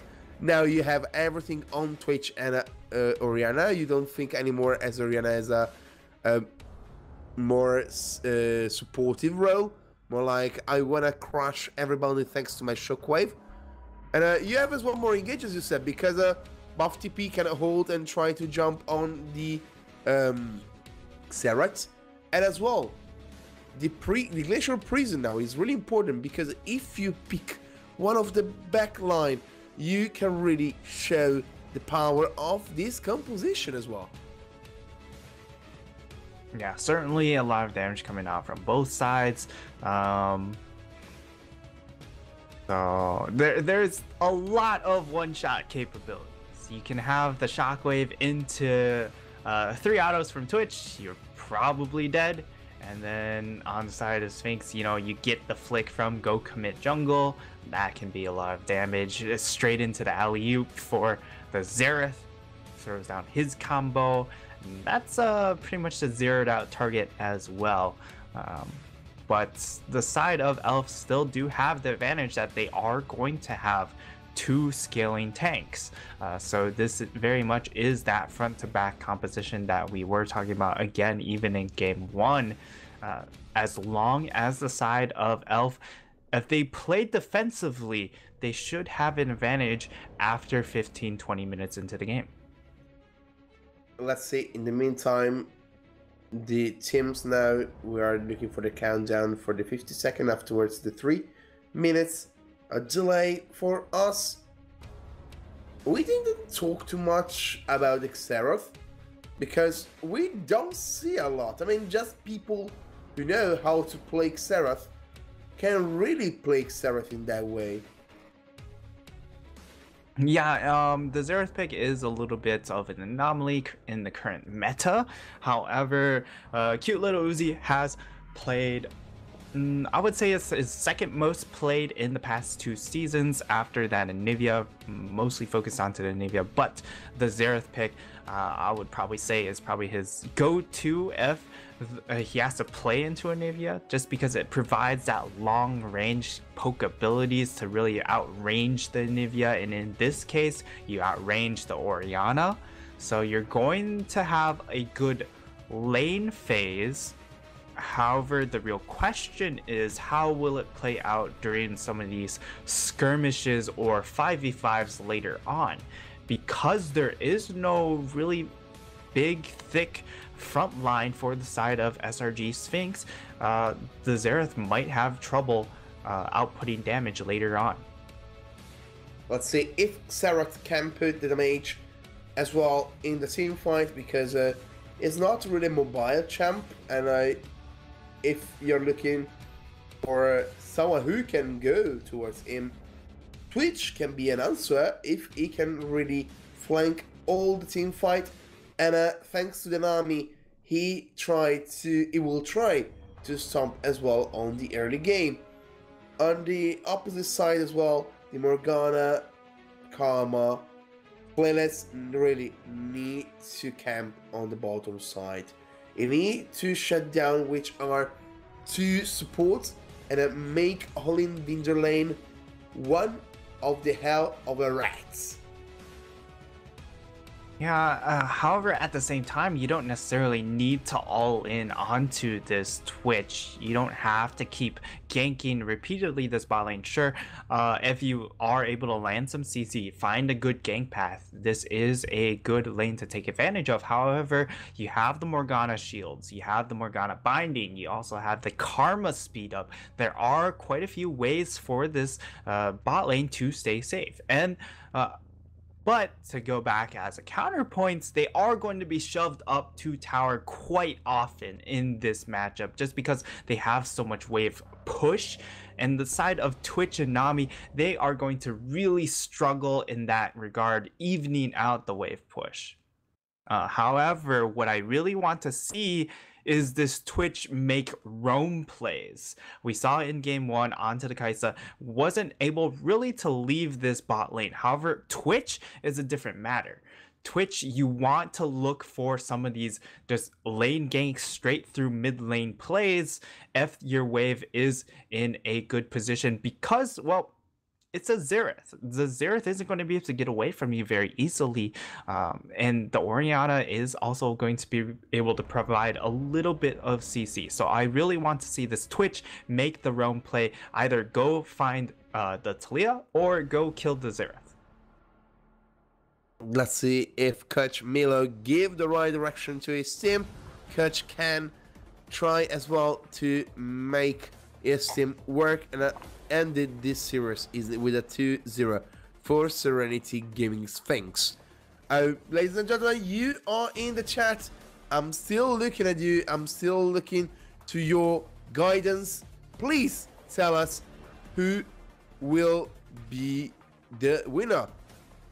Put your hashtag SRG win in case you would like Serenity Gaming to close the series, or if you think ELF will win and we will end in the game 3, hashtag LLF win. What's your opinion, my dear Nystar? Again, I think that ELF, they have the compositional advantage. It really comes down to this jungle matchup. If Playlist does get hyper abused once again in this matchup, then things can go south very quickly for Elf. However, again, as I said it before, 15-20 minutes. If you haven't bled too many kills over to go commit jungle, you are in a very, very perfect position to just win the game outright after that point. Just because you have that 5v5 composition, you have a front-to-back composition, much easier to execute composition. If I'm looking over on the side of the Sphinx, you have to play in a very chaotic fashion. You have to find the early gameplays come out from the Talia. You have to be able to get this Irelia snowball to control the side lanes. And I'm looking more for a 1-4 or a 1-3-1 approach from the side of SRG. Let's see, because we are in the game, and as well, ELF right now try as well to wait if someone will come and bait invite. Let's see what will happen, because the strength of SRG in the early is not that much as you think about that. On the meantime, a strategic word on the blue side of their own blue side to try to see if someone will come to invade their jungle. Nothing will happen. They will swap again, and seems like we will see in the same way both junglers start on the bottom side, looking towards which is the top side. Green Bean could get caught out here though. No, it doesn't, but the word doesn't get too much time to stay there. The first minion going to Irelia. Irelia already won the game. Yeah, Irelia already 10 gold ahead of the Cyan Pig. It is going to be enormous. Not really, but we'd like to think that way. That's what it's going to be in the all chats. But again, we have to keep watch of where these junglers are going to path, because it really did come down to go commit jungle had all the ability to call the shots in this game. Flayless fell behind in the farm department, also just fell behind in just the play call department in general too. Right now in the moment, Big Yabus maybe try to get the kill as well. Here's the last shot, nothing will happen, and the first blood in the end going to buff TP. What a great, not great, but at least a great kill for the Cyan. Yeah, a very important kill for Cyan, as level 2 is actually going to be hit by the side of ELF's bot lane first, which is going to give them a little bit more control back in favor of them. Flashes both burned up into this top lane. Not really much to say besides the fact that Big Jobius thought he had the kill, went for the flash. I don't know how much HP Scion survives with, but it was single-digit HP. And Flayless is going to have his red buff stolen out from under him, even though he knows that it was being done in the bush. And in the moment as well, you saw how much the top lane are trying to fight. Big Yebus trying as well to pick it up, which is the possibility to have the advantage, because he has in farm already 10 million more against his own enemy. Yeah, there is going to be a little bit of that farm differential, but it was just mostly aggressive play from Big Jobius in those early levels that allowed him to get that minion wave advantage, and that's whatever. Green Bean does have mana remaining, and cute little Uzi does not, so Green Bean will be able to continue to lane here if he chooses to do so, but looking to get that early back, looking to get that buy. As well as the two jungler trying to back, and it's still the fight on the top side of the Summoner Rift is really important, because the Yabus now it would be maybe helped by Gurk mid jungle. Let's see if something will happen in this top lane. Cheeky sneaky, maybe we'll try to do something. No, he just showed up, and in the end he just go back with the recall. Really unfortunate for the jungler of Serenity Gaming. And let's see what will happen soon with Talia. Yeah, and a little bit of a greedy gank, I would say, coming out from Go Commit Jungle was sitting only at that about 200 HP mark. So if he did try and make that gank happen, chances are he would have been the one to really die there, which would have made a bad situation even worse up in the top lane. But we'll have to see how this Scion pick ends up turning out with this 1 kill advantage. He has to really be this main initiator for the squad.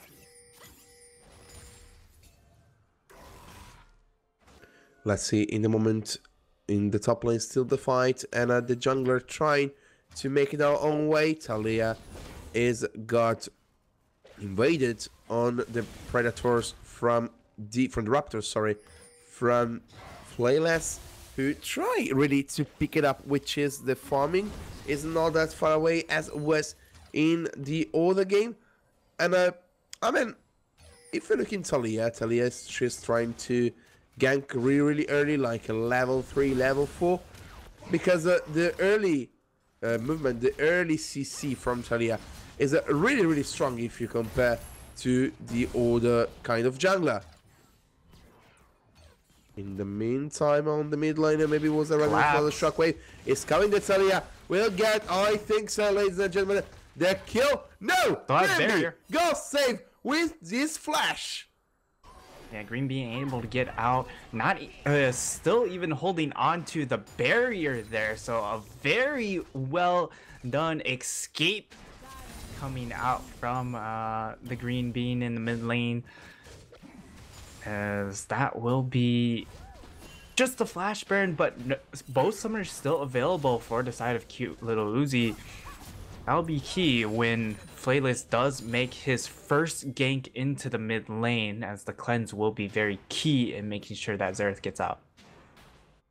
In the meantime, Talia is invading the blue buff of ELF. Let's see if she can do something, because she saw Flayless was helping his mid lane to catch the farm. We saw has a Serenity Gaming now trying to do something as well on the bottom lane, thanks to this CC combination from the bottom side. I mean, bottom side are trying to pick it up, and they're still picking it up against, which is the Twitch. But Twitch is like a ticking bomb. But more you go deeper on the late game, more it will be the most important part for this fight. Let's see, maybe you get something more? No, nothing. Just a little bit of changing of a trade for these two teams. Yeah, but Go Commit Jungle is now here. He's here, but he's got save. Praisler maybe got something more. Let's see, thanks to the bubble, he's saved himself. And in the end, he just got the flash from the support of ELF. Yeah, but he's going to unstealth him, but the collapse comes into the top lane. Yes, it's coming on all the time and all the collapse. Big Yebus, maybe he saved himself. Let's see if he can do something else coming as well. These ultimate is coming as well. The kill for Big Yebus. Now he needs to save himself against the buff TP because it is just alone with a low health. And in the end, he dropped back to his tower. And he got as well a great kill against which is his enemy. Yeah, and a really big turnaround for the side of Big Jobus, as that's going to set Flayless back behind once again. He is now at a level disadvantage in comparison to Go Commit Jungle, and he really just overreached for that play there. You saw the flash come out from Big Jobus, but he ended up still flashing over the wall to try and chase that play. But once he used his dash, that was when it was game over, because he didn't have the Scion over the wall to join him. The Scion had to walk around all the way just to try and meet up with him, and as a result, Flayless dies for free. Please die for free. The timeout was built up from Big Yobus, but he wants it try still. again, yes indeed, to go back. Let's see, the ultimate is not working through. Maybe Flawless can do something thanks as well to this taunt. And yes, he got the kill. Sorry, he got CC thanks as well to the fourth attack from which is the Sejuani. And in the end, nothing will happen. It's coming as well. They engage maybe thanks to the Twitch. Twitch maybe got the kill. Yes, thanks to Mr. Preisler. Now it's going still forward to catch, which is Green Bean is clapping. Maybe they can do something next as well to the arena. It's coming the ball. It's coming as well the W from Twitch. It's coming the poison. Let's see if he's working out. No, seems no. But in the jungle, yes, the prison is going to save maybe Flayless. Let's see, it's coming as well. The TP is coming, just missing couple of more attack. It's coming a little easy to get the kill. But in the meantime, Commit Jungle needs a flash to save his life. Yeah, Go Commit Jungle will be able to find the spot out onto Flays, but the collapse coming in from Green Bean might be able to find a little bit extra, but won't be able to cash in onto anything, as now it's going to be Big Jobus with that lane swap. The Aurelia tried to do something, and no, but it's got, okay, it's got the backup from his supports, Rasmus, or the ADC, decide whatever you would like to call him. And they tried as well to catch, which is the tower. Now here comes the collapse from Flayless. Yes, indeed, is still there. It's got as well a fight. Maybe it's coming as well. The kill thanks to the already got the first kill. Michelle is trying to go as well, which is the Twitch, but nothing will happen. It's a just 1-for-1, and Aurelia now need to show something more because Serenity going as well on the top side. Yes, it's going to be the bind now, landing onto that Sejuani. Flayless again, just trying to make these plays this time.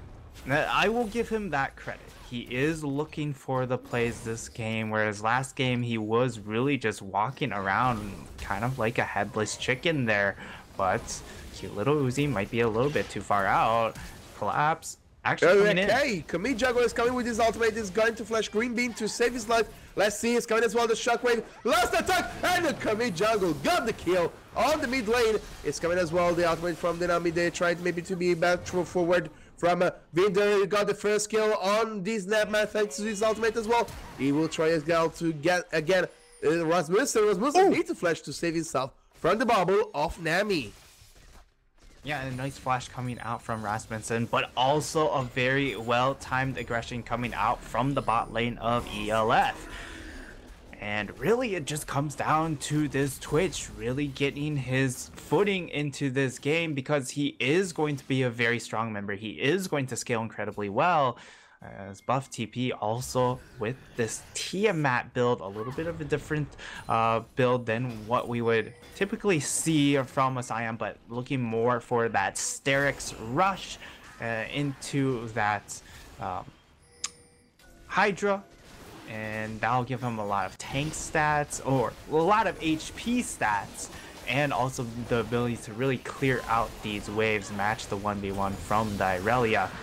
Ooh, bubble landing. Ooh, bubble is coming up, and the kill was getting to from the Twitch, and the Drake, which was the Cloud, was picking And up all in from chase. Yes, they will try maybe the all-in. Let's see if they can do something. It's coming a good spell shield from Rasmussen. Let's see if they can pick it up with a nice binding. dodge.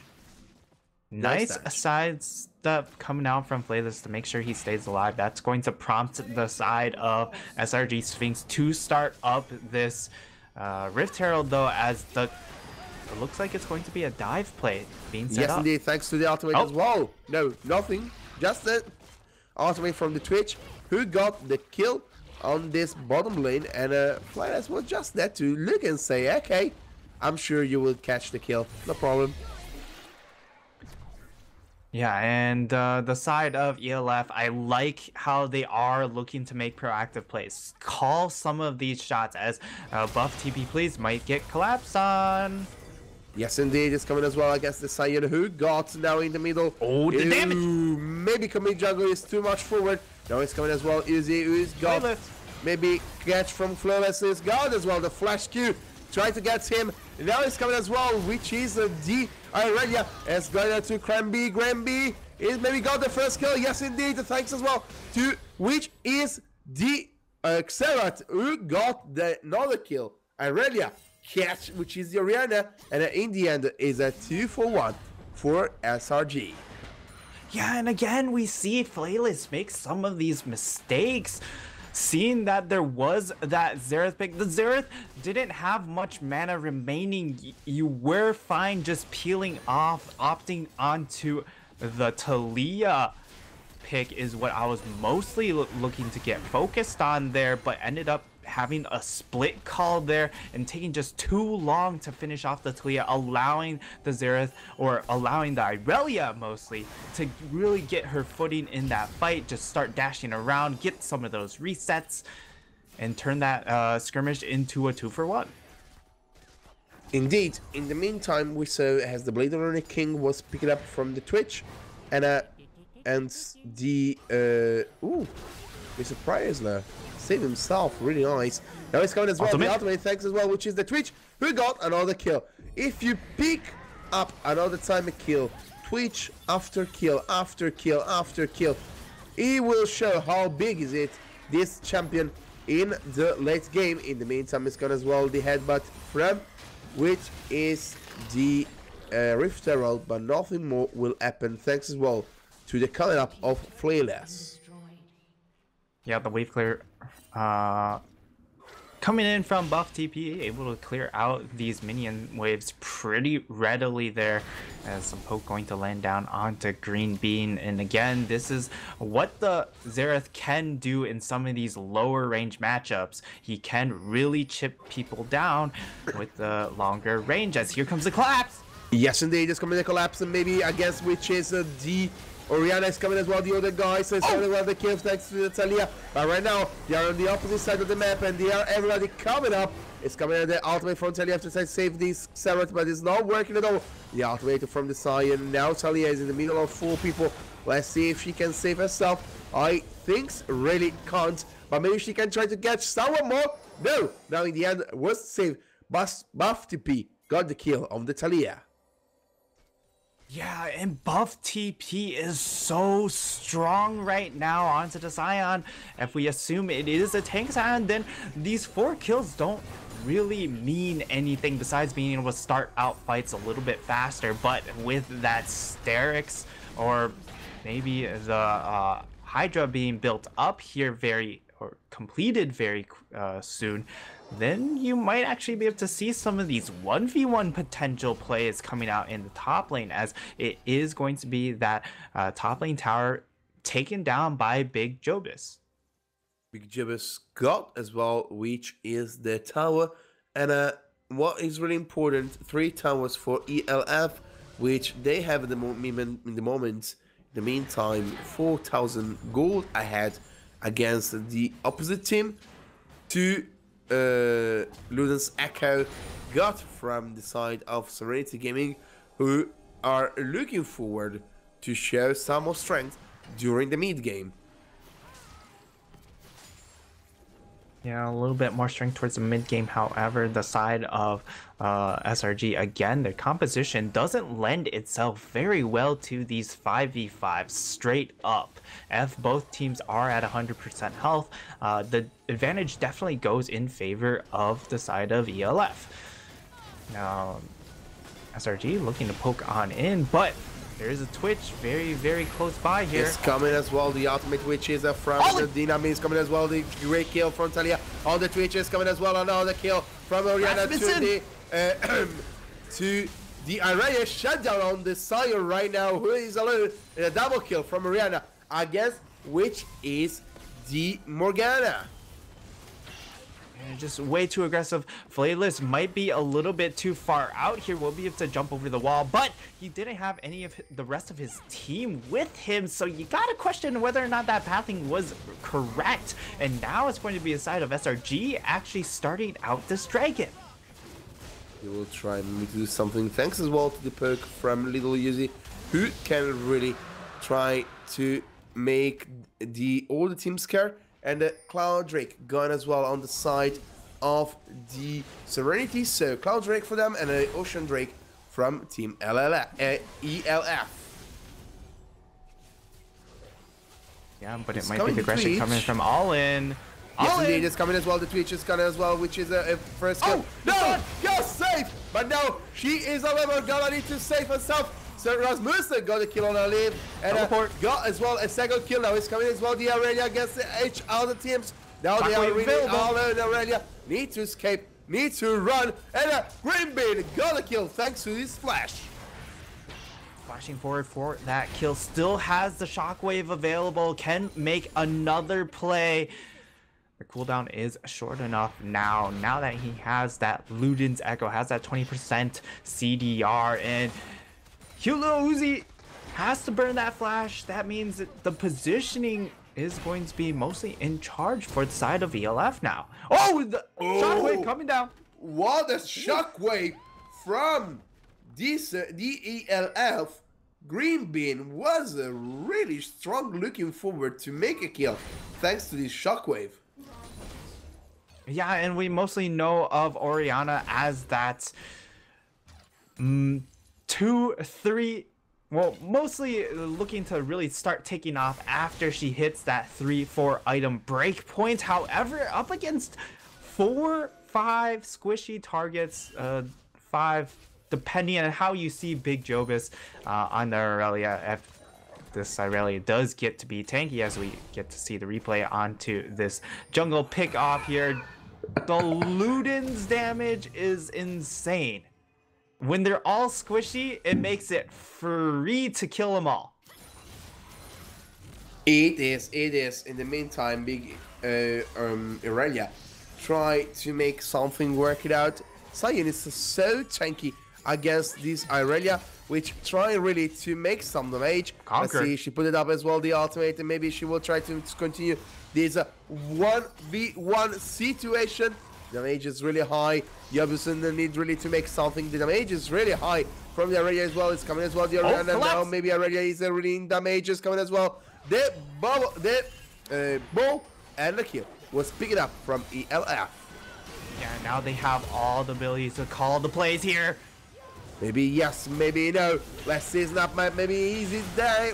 Easy down. He will be down really soon. No, he got himself safe. Maybe it's coming as well. The Twitch thanks to his ultimate. Maybe we'll try it as well to get the Little Uzi. Let's see if he can flash. He flashes. He's got as well the double kill. Now he's going to Rasmussen. Let's see if he got as well, which is the third kill thanks to his ultimate. Yes, he got the triple kill. Now he got as well safe from his own team, but nothing will happen. The tower get down.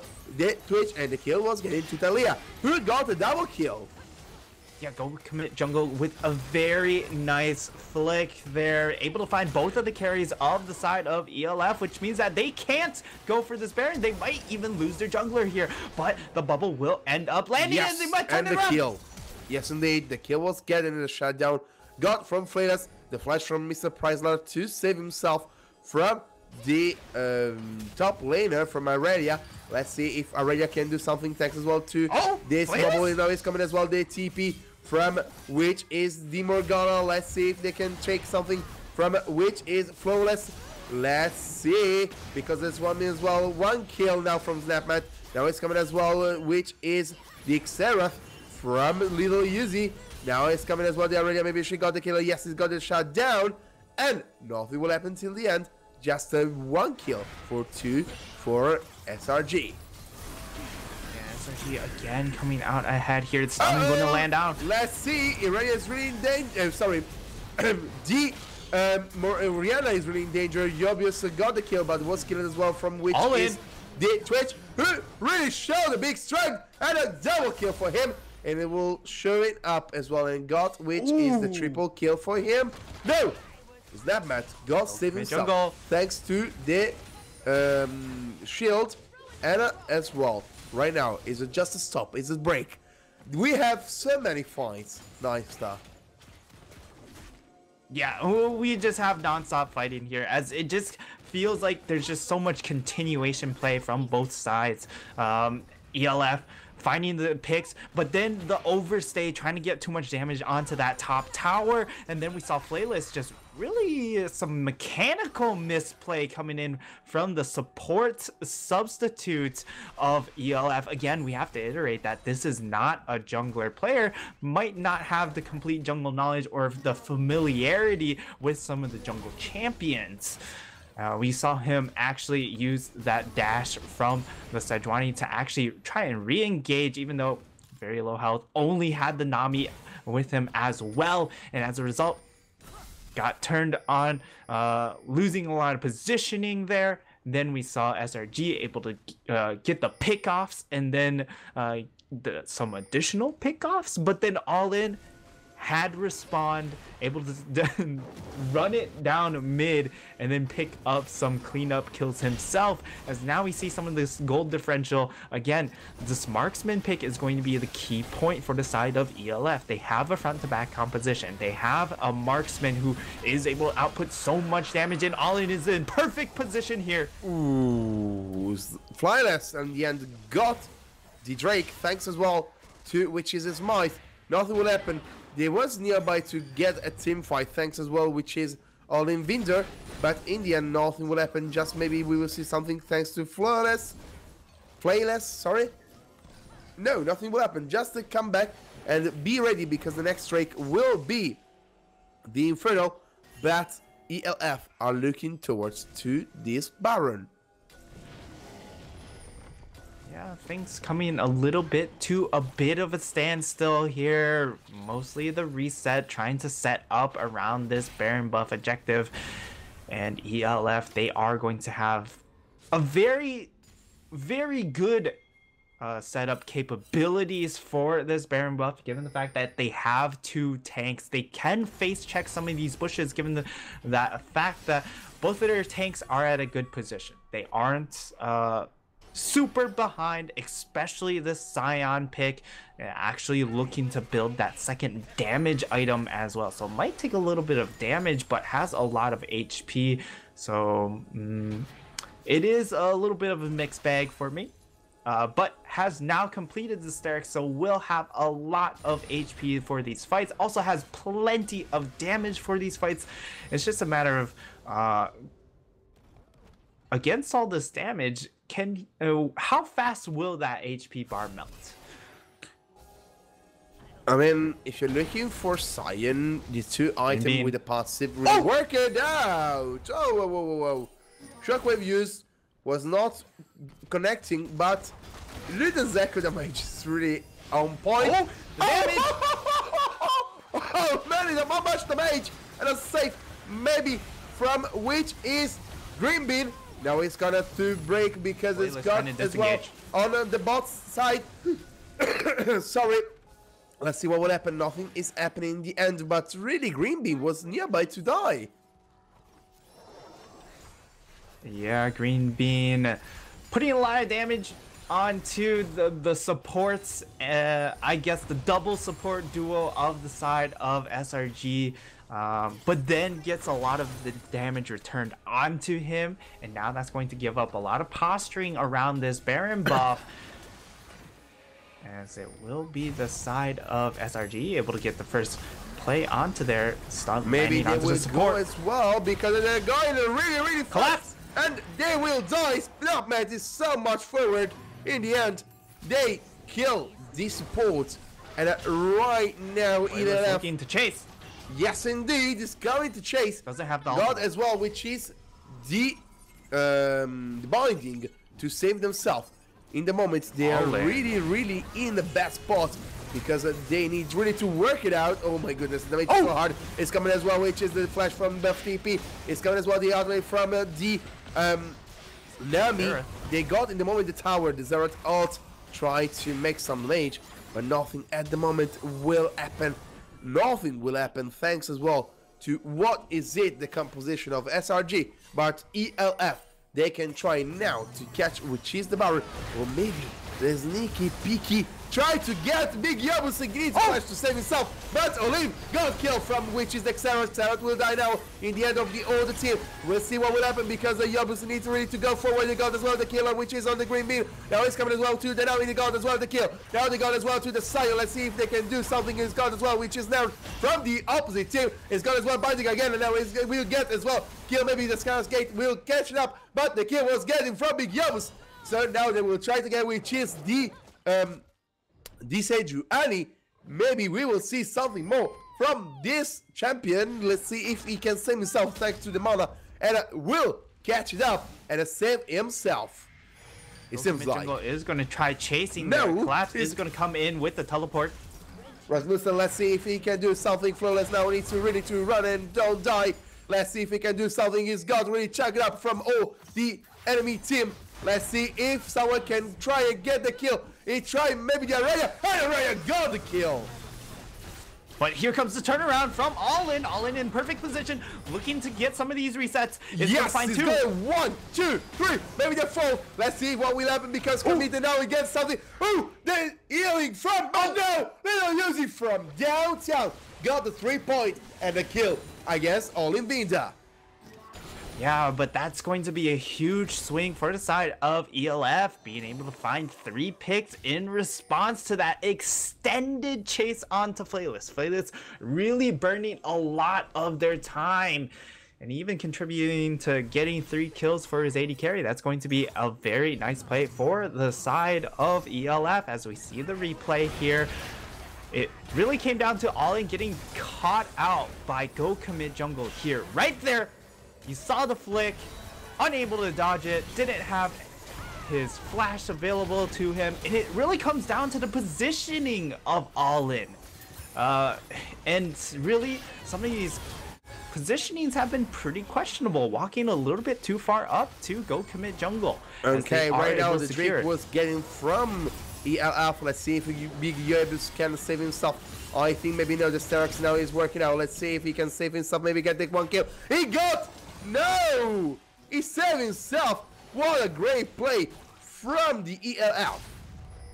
Yeah, as we head back into the replay, we see really it ended up being catching out the Twitch and then also catching out the Orianna. And once you lose out on both of those big damage dealers, the Scion, while has built up some of that damage stats, is still going to be relatively a non-threat as damage goes, as now we see the long elongated chase come through, even the poison ticking down onto Rasmussen, able to secure that kill and almost gets out, but then the last Xerath ultimate able to find that. Oh, a great call and a great kill and a great ult from the Scion.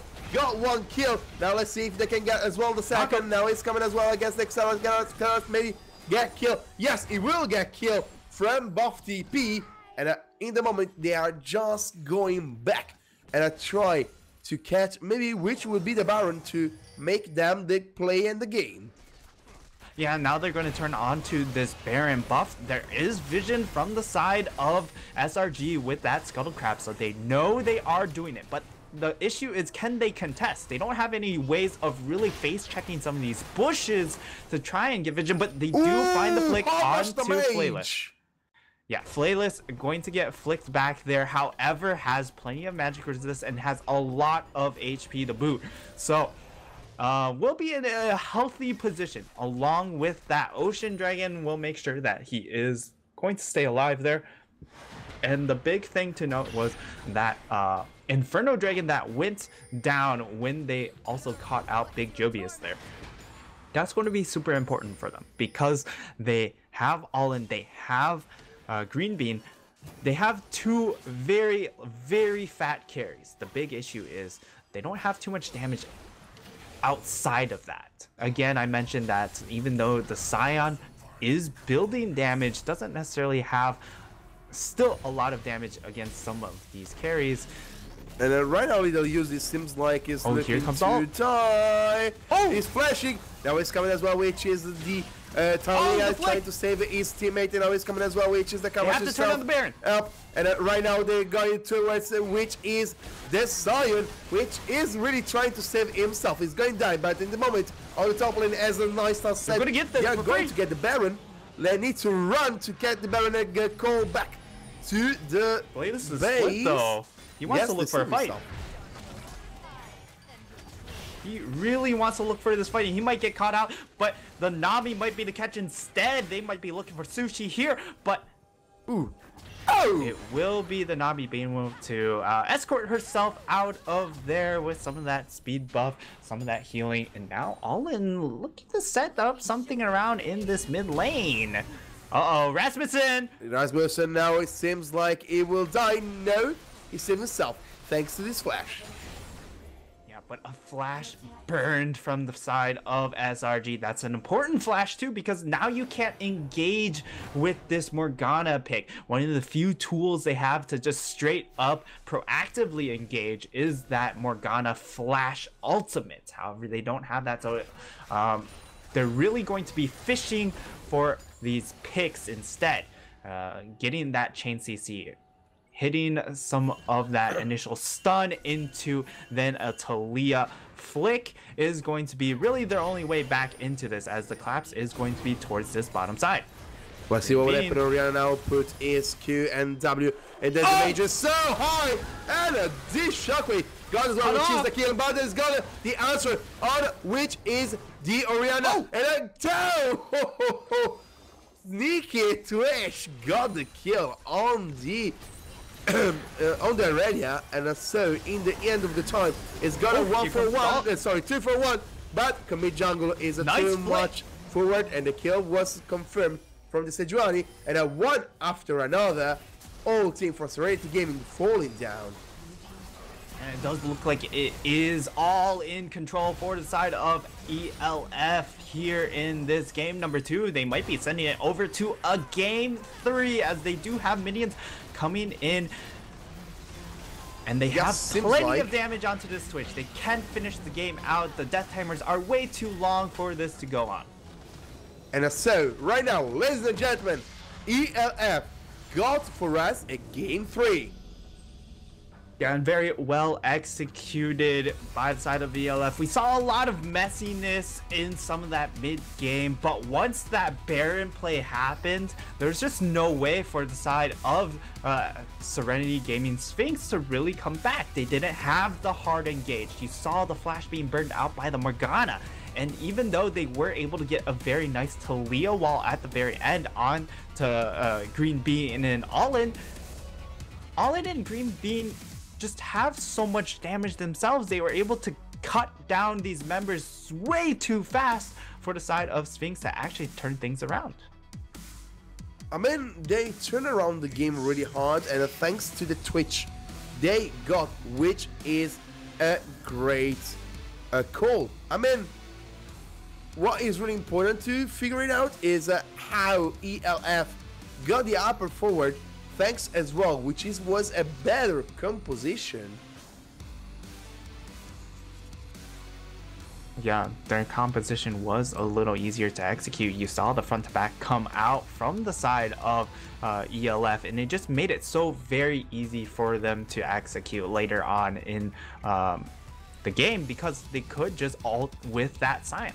Start fights with the Scion, start fights with the Sejuani, and the side of Sphinx, again, you only have pick potential on this squad, but if you're looking for these picks, the only people you can pick are the backline champions of ELF, but they saw a lot of Sion and Sejuani instead, which makes it very difficult to actually get advantages. It will be really difficult, but in the moment, ladies and gentlemen, we will take a little break to wait until game 3 from SRG Sphinx and ELF Skovhuggerne. Sorry, another time for my pronunciation. And I hope you can enjoy these games. Still, keep it up for game 3.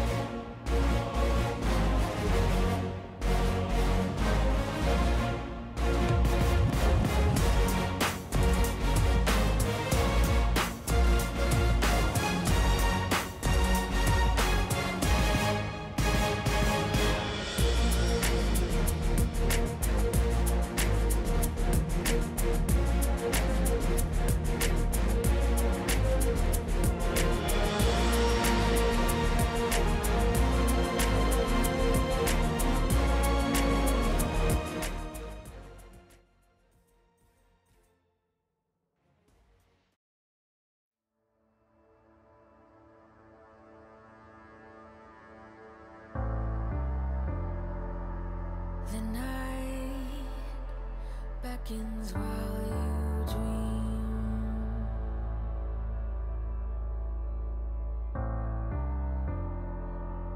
A life never lives in peace.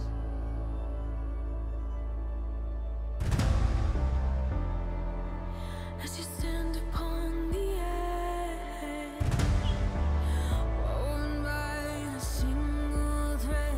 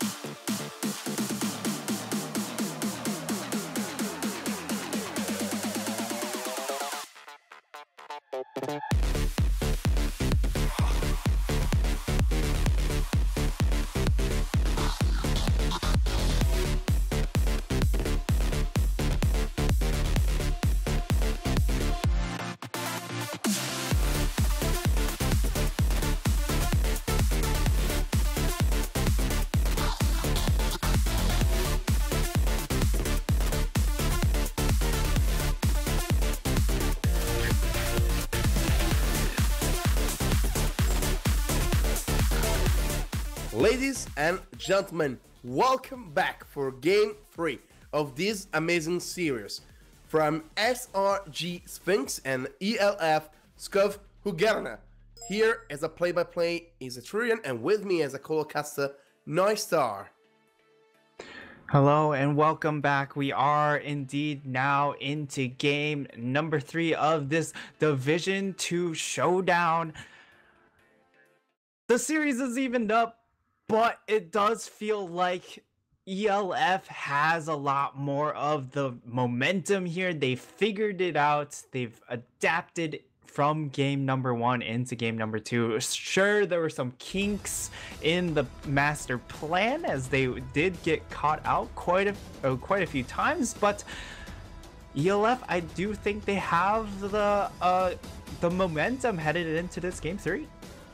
Let's see, because we are back right now in a pick and ban phase, and the first ban is still the river. You can't see Big Joebius with that champ.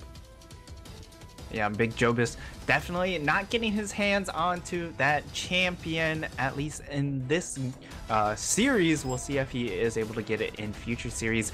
He did play the Irelia, also had the Aatrox taken away from him. Evelyn, again, going to be that ban, as we have a little bit waiting on some of those bans to show up from side of Sphinx. It is the Nivea Oriana, so doubling down onto the mid lane bans this game, and also taking away the Twitch. So taking away the backline that ELF had in last game. A lot of the hyper carry potential, you would say, now taken away from ELF. I mean, it's really important as well, as we saw how much was the Twitch, how much was the Oriana, and but on the opposite side, give the possibility to pick which is one of the champ you was looking for, and a bullet for the 2 games. I mean, the Jarvan 4th. Yeah, Jarvan going to be locked in for ELF. Flayless taking a different approach here. Now has an early game jungler on his hands, as it's going to be the Tristana locked in from SRG Sphinx. Okay, something we didn't saw before. Yeah, a very early Tristana pick, as well as it will be SRG Rasmussen taking it into his hands, I would assume here. And Xin is going to be the pickup from Sphinx as well. So really committing to the early game jungler coming out from Go Commit Jungle.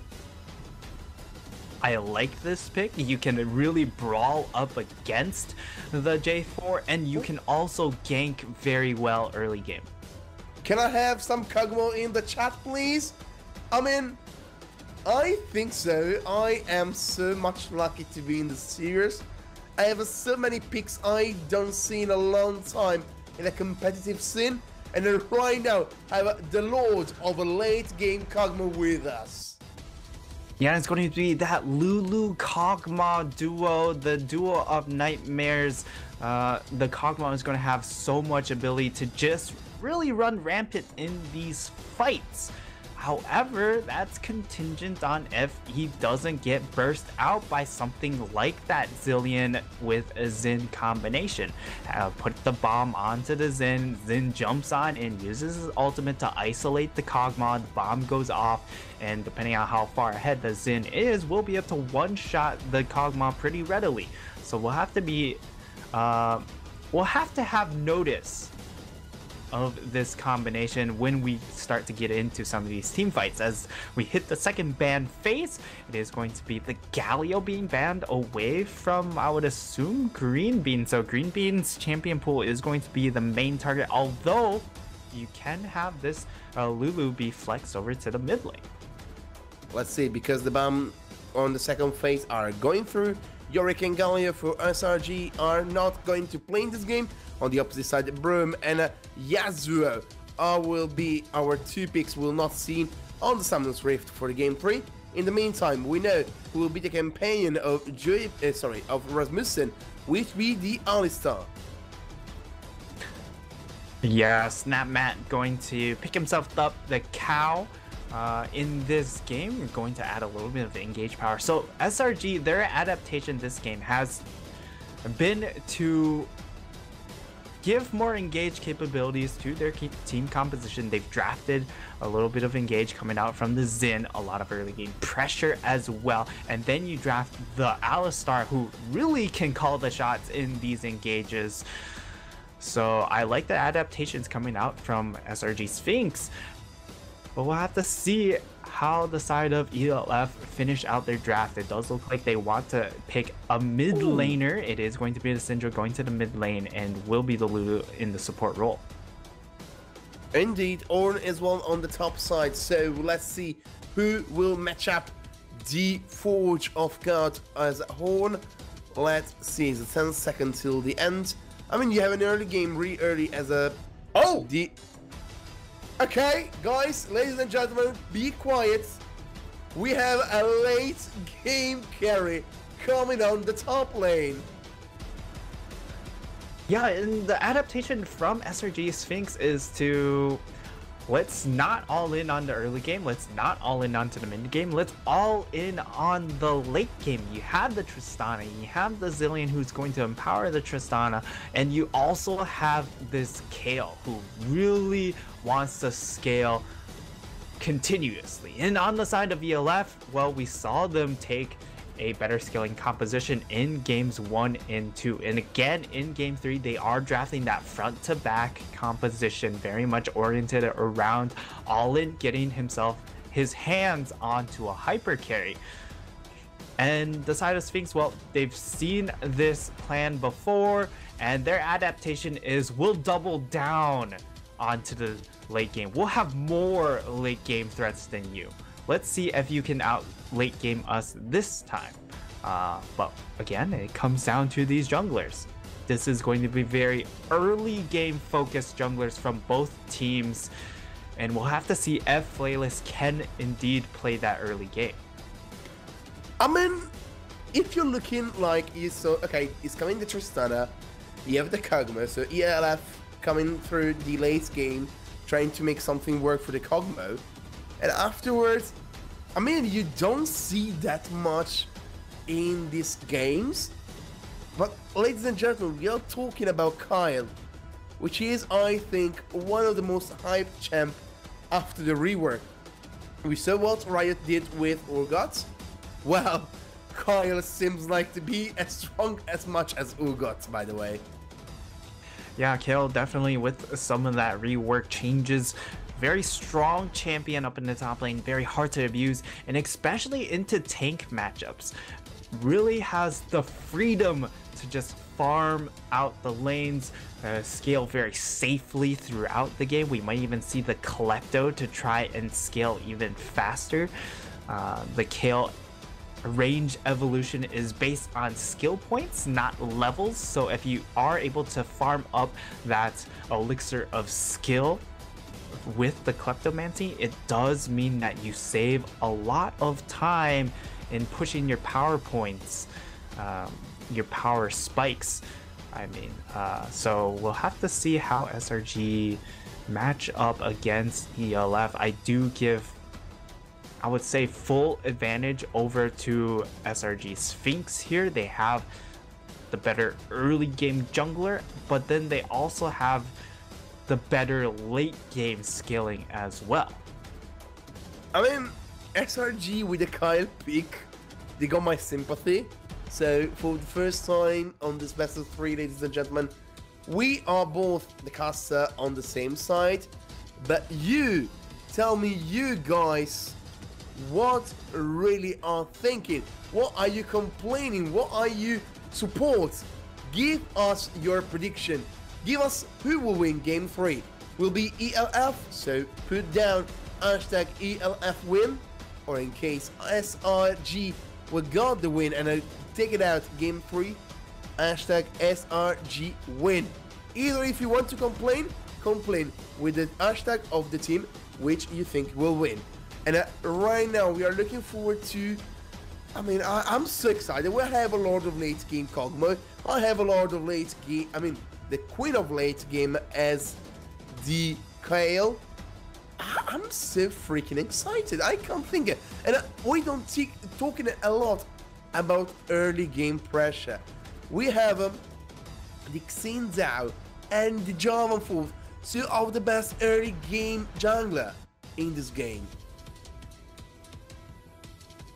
Yeah, we indeed do, but if you are referring to who is more early game, you have to give it over to the Xin, who can skirmish with the Jarvan early on, really contest these Scuttle Crabs, and we'll have to see if Flayless indeed just has to give up both of these Scuttle Crabs, as it will be very difficult to contest that Xin Zhao just because of how much skirmish potential this pick does have. But another lane to really focus on is, well, we mentioned the Kayle. The Kayle always changes drafts because whenever you draft Kayle, you're looking to play around this Kayle in some way, shape, or form. Whether or not ELF have to now pour a lot of resources in trying to gank Big Jobus or go commit jungle, will spend a lot of time in the top lane trying to make sure Big Jobus doesn't fall behind. So that will be certainly a lane to keep note of. Let's see what will happen. Welcome, ladies and gentlemen, to Summoner's Rift. We are here for game 3 of this series. On the red side, on the red team is SRG. On the blue team, on the bottom side is ELF on the left side, if you think about that. As you saw, no one will try to make a sneaky invade or something. They are just cover the entrance of their own jungle. Yeah, game number 3 is you have a little bit more pressure going on to both sides, as it is do or die for both teams. You're looking to be a little bit more safe, more reserved, willing to handshake.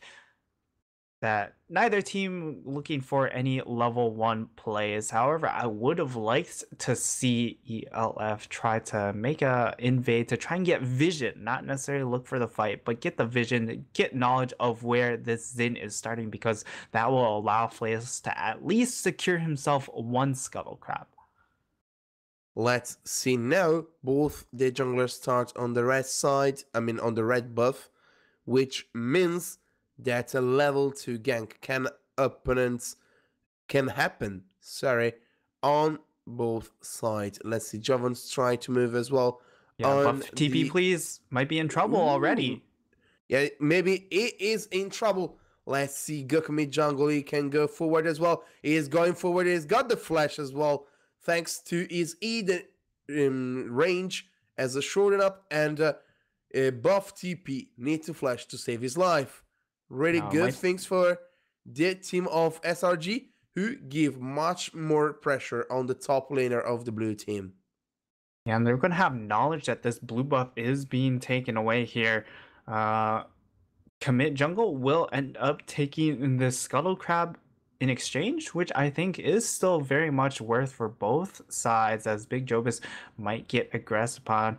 But he is the Kayle. He's going to be very comfortable making these fight trades because he has that corrupting potion, whereas buff TP has opted for that Doran shield. Indeed, let's see what will happen as well, because as you remember before, Kayle until level 11 is not really a champion you're looking forward to go too much forward as she is right now. Let's see what will happen, because Big Jobus now needs to be afraid and the flash to save his life. But maybe buff TP can go forward. No, he decides to not pushing too much and to step back. Yeah, doesn't have the headbutt charge from the Ornn, as he did miss it early on to try and initiate that fight. And the cow was really looking forward to knock his back. sorry, his head. And we have maybe a team fight. Rasmussen. Maybe we see a kill as well. Thanks to the both side. Let's see, it's the first ball for which is the Syndra. And a kill in the bottom lane on Tristana. And Xin Zhao. And the kill for SRG on the mid lane. Let's see the game.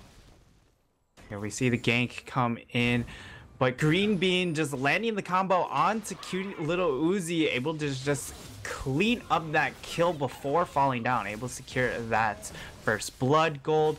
And now Rasmussen just a little bit too aggro there and ends up dying to the ignite. Yes, dies to the ignite of the Lulu. Lulu picking up that kill, also a big advantage given the fact that they are able to now get wave control. They now get the reset, they get the big buy going back here, and they're in great position to win this bot lane. You're really in great position, and I remember it that the Kagmo is really a scare champion if you're looking for when he's ahead of yourself. In the meantime, a great knock-up on which is buff TP, but nothing, just a change of I would say action from both teams. But pay attention, because buff TP need to be scared because there's so much minion on his way. Yeah, a lot of minions are going to be coming in, streaming in towards his lane. But the big issue is the fact that if he keeps taking these fights against Big Jobus, Big Jobus will be able to continuously get these Klepto procs. And even though the farm is very even, if we take a look at the gold differential, there should at least be about a 200 gold difference, as 100. He was nearby. He was near. Yeah. But it is going to be that Inferno Dragon snuck away by the side of SRG. But the collapse might come in. But can be something against Gokumi Jungle. Yes, he got the kill. Pretty easy. Thanks as well. Which is the Jovan 4. A second assist on Kog'Maw. You would like to see him more on kills. But still, gold are important on this champ. Yeah, you definitely like to see the kill credit go over to this Kog'Maw, but certainly not a bad option in the fact that, well, there's no more Xin Zhao to really threaten you in this bottom lane. You're always happy to have a little bit of relief as far as the jungle pressure goes. That's going to help out in that regard. So while you're not super happy, you're still okay. Yeah, I don't feel like the Yebis is okay. Let's see what will happen. He needs to ult. He will ult right now, but he will die afterwards this action. Now Green Bean is in a trouble. No flash. Let's see if someone will kill him. Yes, Gurkamate will take the kill as well. He's a 1v1, 1-for-1 across the board. But really, you need to step up SRG if you're looking to get a late game possibilities. I mean, at the same time, as long as the game is still even, when it comes down to that 15-20 minute mark, you're very happy because of the fact that you are the better late game scaling team. So it's really just about making sure this Kog'Maw doesn't get out of control, because he is winning this bot lane matchup. He is having a very easy lane phase. You see that he already is out to that 12 CS differential against a Tristana.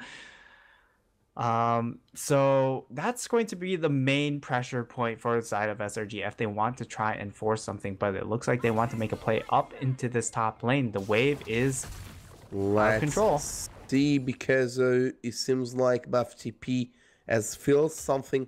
Let's see if they can try to do something. They will try to go looking about, because the bottom lane is looking to make the gank. Snapmate is really in danger. No, the Flash save himself. In the meantime, on the top side, nothing will happen during the gank. Yeah, and the gank coming in onto that top side. Buff TP, though, able to hold on to everything. Jungle going forward. Ooh. Nothing, thanks to his E. Green Bean save his life. Nice. A stun coming out from Green Bee, able to control the aggression from this Xin Zhao pick, as Buff TP still wants to look for this fight. Does get nice chunking abilities onto the Kale, so does have the ability to do that, but the sustain is just too damn strong from this Kale. And yes, indeed. Gokumi Jungle now, he will see as well Flawless. Let's see if he can do something. Is coming as well, the blue buff helping the blue team. He's trying doesn't land. the ultimate as well from the Ornate God as well, which is the jungler from the team in red. It's got it as well. Good ult from which is the Xinzao, and a flash from Flayless to save his life. Nothing will happen. Big Seems Jobus. like right now. And in the end, it's just a fight with nothing more. Now we're going as well on the bottom side where Kagura is really in trouble. Let's see if for this Rasmussen try to do something as well. The ult and the ultimate from all in to save, to make the kill. And the Chrysler ult as well to save the life of All-In as well.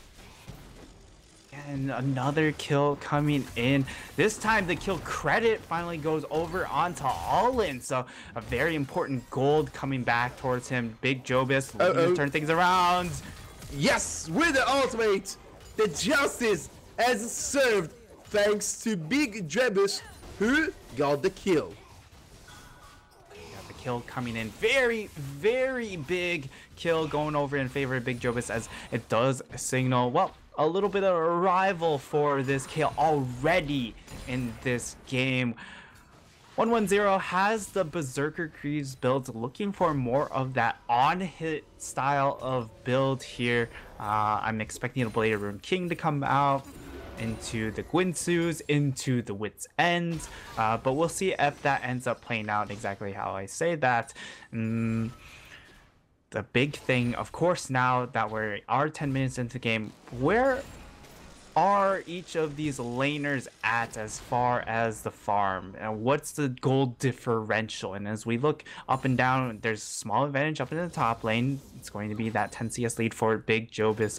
We have now the dragon going to be started out by the side of SRG, but we see pretty even in that jungle role, and that's one of the big points for the side of ELF, because Phyllis is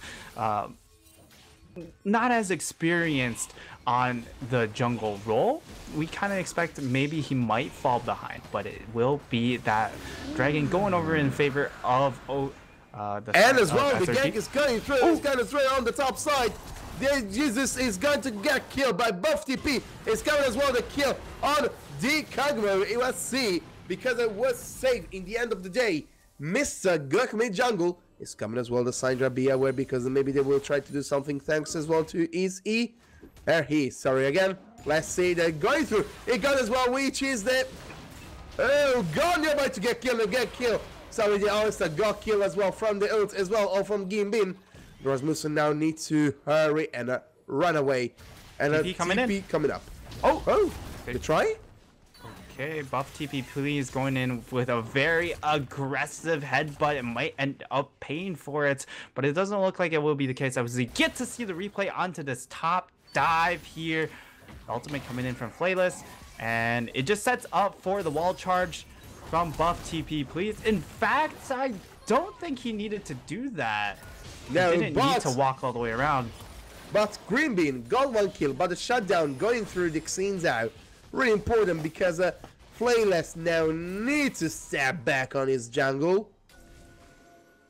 Yeah, Flayless getting a little bit too greedy there, staying in the jungle for a little bit too long. Ends up paying for it with his life. Sends the shutdown over to go commit jungle. And again, I have to question in that play, at least the small micro play, walking all the way around. You have the Jarvan wall to assist you in your charge. I think it's just a little bit of an misunderstanding of what walls he needs for his ability for that headbutt charge from the Ornn. Let's see right now, as well as the going forward. I feel like Yves is really in trouble. The trades are really good from Mr. Buff TP. Let's see if he can connect as well his ultimate. Yes, indeed. Buff TP now needs to run back because it was so much nearby to get chunked out from the true damage of the scale. Yeah, and this Kog'Maw is just, or not the Kog'Maw, but the Kale is just so strong against these tank picks. There's only so much you can do if you are the tank. And as well is coming through thanks to the outplay from the Kale. He got the kill, but Kale got kill as well. What a mistake. Oh! Was nearby to die, but I trusted in the Tristana, and a Tristana self got as well saved by. Let's see the replay. Yeah, the replay is Big Jovis throws the ultimate down onto himself. It takes the turret aggro. So this is a smart play, but ends up walking up to the tower afterwards. Forgetting that he actually hasn't dropped turret aggro. So definitely a misplay coming in from the top laner of SRG there. And really big fumble, I would say.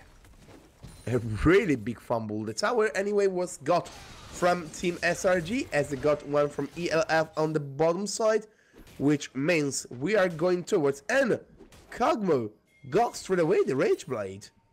Yeah, Kog'Maw super duper strong right now here, has the completed Rage Blade. Used to be that big one item power spike for the Kog'Maw. Pay attention, is coming as well. They gank. Let's see. Woo! A great flash now. As well. The flash one can commit. Jungle maybe we will try to commit as well under the tower. Let's see. He's got the shot down on the cave. He's coming as well, which is the German squad. Is that double ult. Oh, the ult is coming through. Let's see who will die first. It will be but Jesus going to die against this only winner who got as well the kill on the Xin Zhao. Great kill. Great square committing on this jungle side. Yeah, and the Lulu almost falling down in that exchange. They will be able to secure themselves that bot lane tower, but if you are the side of the LF, you're very happy with how that play turned out, just because you had the collapse. The side of SRG just weren't really paying attention, weren't really considering the reset timings, where some of these laners could be, and as a result, they were the ones that got collapsed upon, even though they got the initial pick.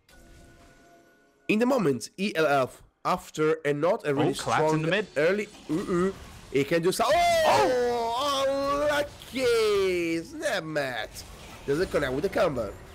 Yeah, Snap Mat is going to receive, I would say, a few question marks into the all game there. Whether or not it's question mark pings or question marks in the all chat, that's definitely a question mark kind of moment there. But second Ocean Drake now going to be spawning. SRG have the positioning here, but can the side of ELF turn things, look for initiation? Maybe they are looking as well, which is from the tower on the mid lane. Or no, nothing will happen. And they got as well a great call from the SRG. I would tell about the little bad rotation from ELF. Yeah, and you have to say it is a little bit of a bad rotation from ELF, given the fact that they were pushing the minion wave into a Zillion. The Zillion can just clear those backline minions easily with that double bomb. So unless you made that play for that dragon, there was really nothing else you could do.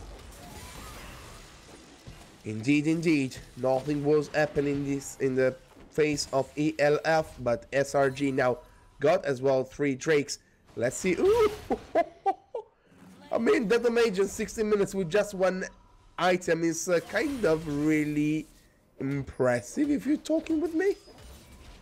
Yeah, it is a very strong breakpoint for this Syndra, especially since she has 3 kills under her belt. Sure, she's died 3 times herself, but given the fact she has 3 kills, she's able to get that Ludens to the pen boots build very quickly here, as now cute little Uzi will be able to match in the Ludens buy, but still you're expecting a lot of damage, a lot more damage coming out from the Syndra in these 1v1s.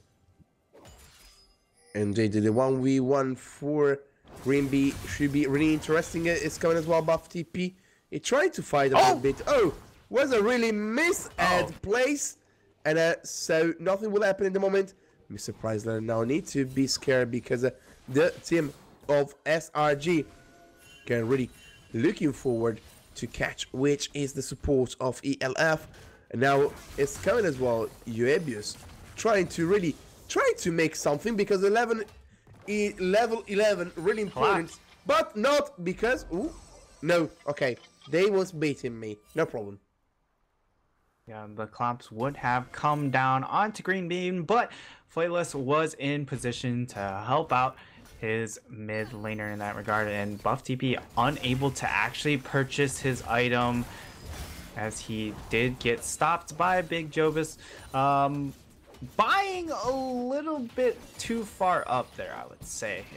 Opening himself up to quite a bit of a turn. But now it could be a little bit of a play around this Baron area.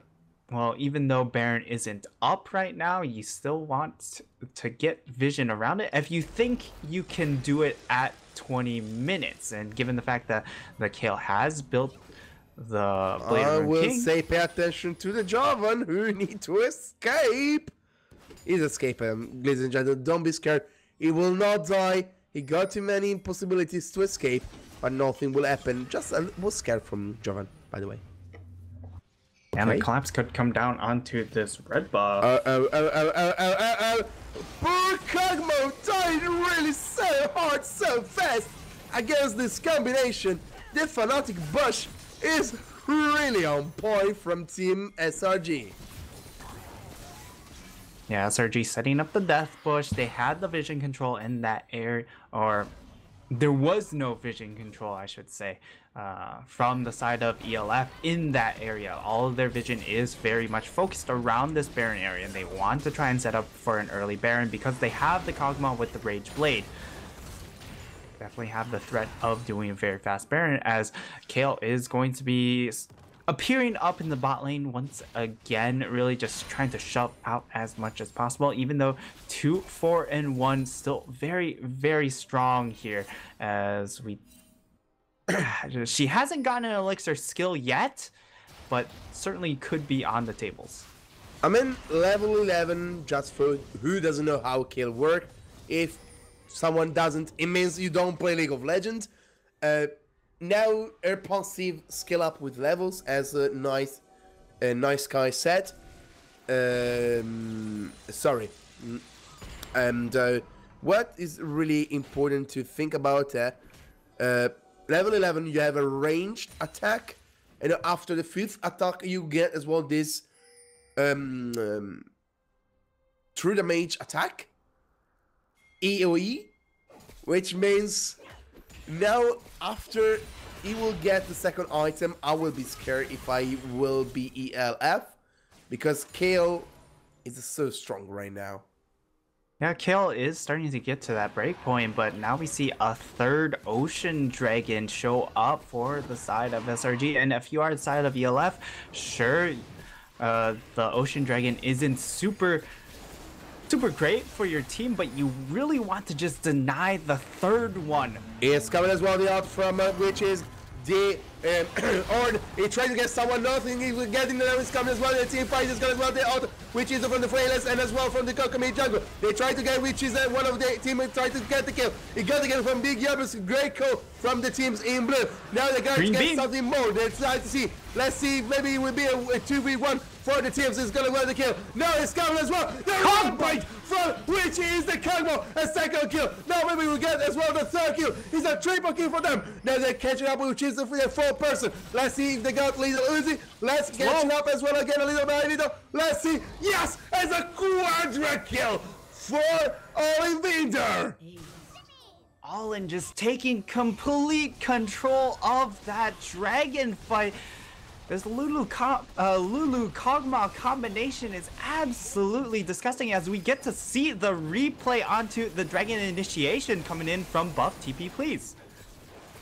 You see the ultimate come on in, only hits 2, but it splits up the team. Big Jovis stuck in this bot lane, cut away from his team, forced to use the ult on himself to try and reposition. Forgets, I would say, that he can't auto attack while he's in ult form. Actually forced to burn it because of the damage coming in from All-In, but because of where he was positioned, he couldn't regroup with his team, and that meant so much for the damage output for this lineup, as the ult was used by the Zillion, keeps him alive, but that means there's no ultimate available for Rasmussen. I mean, Kog'Maw in this case was free to do whatever he wants, and no one can do something. Oh, really, I love this. I love really our producer. He make a really great job here. And I mean, you have Kog'Maw, which is really important. And in the meantime, Greenby got the kill over Musen. They will try to take it as well, which is a sport. Let's see if they can do it as well. They try to catch it up, which is the enemy. Nothing will happen in the meantime. Great call. Maybe no. Nothing will happen in the meantime. Just a sport will die right now. Maybe no. Nothing will happen in the meantime. Just a sport will die right now.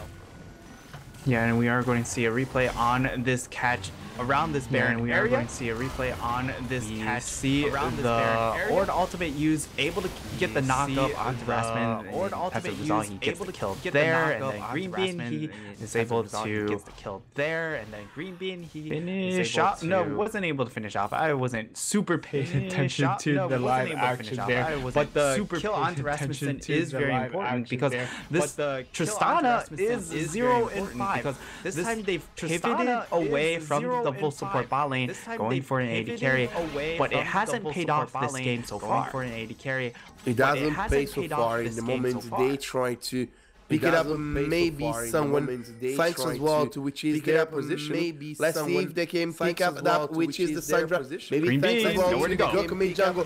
He shoots and so right now the Syndra mid lane and got shut down from the scenes out. Got shut down. Yeah, and now it's going to be this Baron play coming out from the side of SRG. Maybe something more before.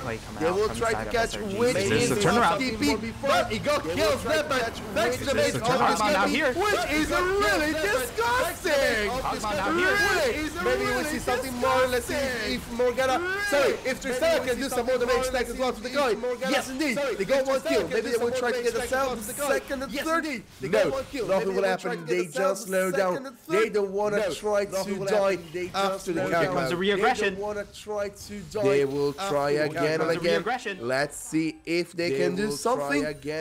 Maybe they can go to all in there. Right now, maybe they can go to just a little bit of baiting, but nothing in the end will happen. Let's see what will happen next. Nothing in the end will happen. Rasmussen though has finally gotten his first kill, and now we're looking at this Baron started up by the side of because SRG. It's coming as well, the TP from buff TP. Let's see if they can try to make some damage on him. Yes, indeed, they put off health, and so the Baron doesn't get finished.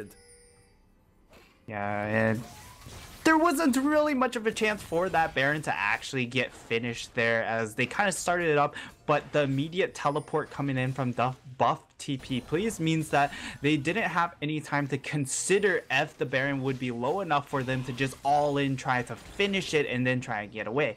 As a result, we see they are forced to peel off of it. ELF now able to make this push into the mid lane, and kills down in the bot lane still has the TP available, but they will give up this tier 1 mid tower. I mean, the rotation was not fair enough from the Kale. They saw the kill on the bottom lane, so they say, okay, let's go straight forward. And I think so. We will see. Oh, maybe not a good ore from the Syndra. Let's see if they can see something maybe going forward. As coming out as well, the ultimate on the Kagura, good damage. Let's see the healer save them. Double bomb. We will see as well the double bomb will try to save the day. And indeed, they saved the day. The Alchemy Jungle can go to the Syndra. Is maybe going forward. Is coming as well, which is the category for the Downfall. And the kill was getting from Big Yavis. Let's see, nothing will happen right now because they going towards which is the Drake.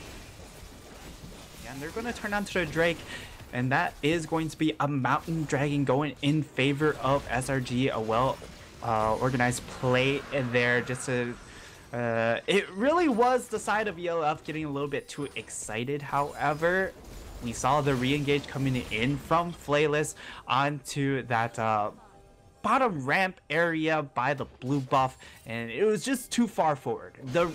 His team got chunked out a little bit too much there. The backline very chunked out there, and so when he went for the re-engage, there was no damage to back him up, as it's going to be a Baron buff going over the side of SRG. Yes, indeed. The Baron going to the side of SRG. Maybe will try to re-engage the guys of the ELF. Nothing will happen. Tristana need to recover really fast. Okay. She got the jump, she saved herself. Sorry, holy moly. I love this game, it's so much intense, and it really doesn't get the time to cut off the voice.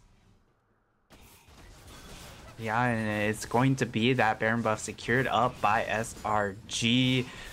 big play going over for them, and now this is where maybe their composition can start settling down, can start really scaling, because on the side of ELF, the only big damage dealer you have for your team is going to be that Kog'Maw in that 5v5 scenario. However, you still have the one-shot potential coming out from Green Bean. That will still be there, but in these choke points, cute little Uzi has been able to get very, very good damage from this Zilean, getting some very nice output, being able to find the double bombs, the AoE damage as we see the engage.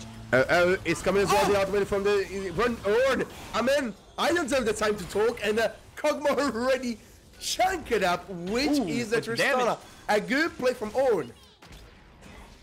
Yeah, good poke damage coming in from the Zilean. Now Flayless, he continues to be searching for these aggressive plays, and maybe he has to just keep notice of where his team is. Oh, he's got his leg, sees out, thanks to the flash. They're going to the jump and they got the kill as well. Let's see if they're going forward as well. They got as well, they are, it seems like, and right now they got the kill, yes indeed. Double kill for the kill.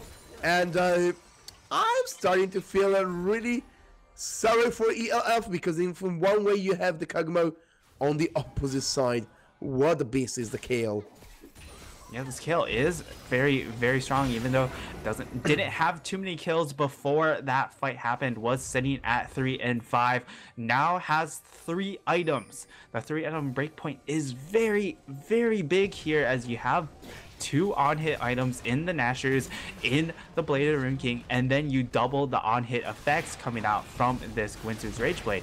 And the output is going to be very, very similar to this Kog'Maw. The ultimate of Uzi, and they got saved, but really, Kog'Maw is so much damage. Let's see, Kog'Maw maybe he can go forward and try to get something. They got Alistar to save the life of his own team. They will die, but the Tower of Inhibitor is down. Yeah, and able to respond back with at least 1 kill here, and more importantly, able to hold on to their inhibitor. That's going to be the big power point there, as now Baron power play is going to look to expire here. Flayless going a little bit too far. Be aware, ladies and gentlemen, because Kay is coming on town. Let's see with ultimate, maybe she can try to save her stuff as well. Let's see, the damage is so high against these enemies, but nothing will happen, just a double kill. In the meantime, Zilean die on the side thanks to the Kog'Maw. Yeah, and the Kog'Maw just, it really is just coming down to this Kog'Maw versus Kale showdown. And right now, it really is just going back and forth. You can't really say which side has the advantage, as it really comes down to some of these cooldown timings, where each of these champions are placed in the team fight, whether or not teams are able to kill out one of these members. That's also important, getting the CC onto them. Just slow down any of this damage coming out from these 2 hyper carries. And however, if we're looking at the side of SRG, you still have to be a little bit happy that you are going to have this Tristana that at some point will be able to come online. It's just a matter of when. I mean, Tristana, I feel like in this kind of way is more like that. I need a little bit more damage, so okay, I will pick it up, the Tristana, to get some more damage. On the opposite side, really, I am feeling like the Syndra needs to link in more. Let's see if they will start this Drake. Yes, indeed. Yabius to start, which is the Drake. And now let's see, maybe we'll have the fight. Maybe he will get the Orn ult to start this team fight. No, they got the team. It got as well, the Cataclysm. Maybe we got something more. It's got as well for a knockup. It's got its forwards. Let's see what will happen, because as well, they've got too much damage on the buff TP. Buff TP is dead now. Now they try to go, which is the Kog'Maw. Kog'Maw is dying right now, thanks to the shutdown of the Kale. Let's see if they're going to keep forward. No. They stop maybe. They're Tristana now. They try to lift in. It's really low, but nothing will happen. She will stay alive still after all this time. It's going to resurrection thanks to the GA from Gokumit. And right now, ELF needs to be scared, because just another mistake and the game we can call over. Yeah, and a good transitional play from the side of SRG, able to find themselves that second Inferno Dragon. That's going to be very, very key in these fights, given the fact that it has come down to the kill versus the Kog'Maw. But with double Inferno Dragon and Elder will be coming up eventually, this Kale is looking to be very far ahead as far as the damage output goes in this Kale versus Kog'Maw matchup. And now we're looking ELF, they have to try and set up and fight for this Baron buff set up here. Flayless has, I feel like, been a little bit too over aggressive. Channeling his team into these choke points has made it incredibly easy for cute little Uzi to just hit these double bombs, to get the multi-man knockups by Snap Mat, and to also just get isolation with Go Commits Xin Zhao ultimate. The zoning tools have been pretty incredible. I mean, the zoning tool is really incredible, and as well as Kyle is show up is the mage. Remember, level 17 now, all her AA is arranged and make AOE. I mean, let's see. Holy moly, Kill really. Show me the strength. Show me the way. How can do something that's far away now as well. They're not playing, maybe Cal will die. He's gone as well, which is the argument from the Zillion. They can go forward. Let's see if the Tristana and the Sinzal can do something. He's coming as well, which is the Flayless thanks to his help. But nothing will happen. He will die. Under which is the Kale. Yeah, the Kale able to secure that kill. We saw a little bit over aggression, but you have the Zillion. You can just speed boost. You can just ult your Kale to make sure this Kale can continue to be aggressive. As we see the replay here, the ultimate coming down means that he can't auto attack. That is a change with the ult of Kale.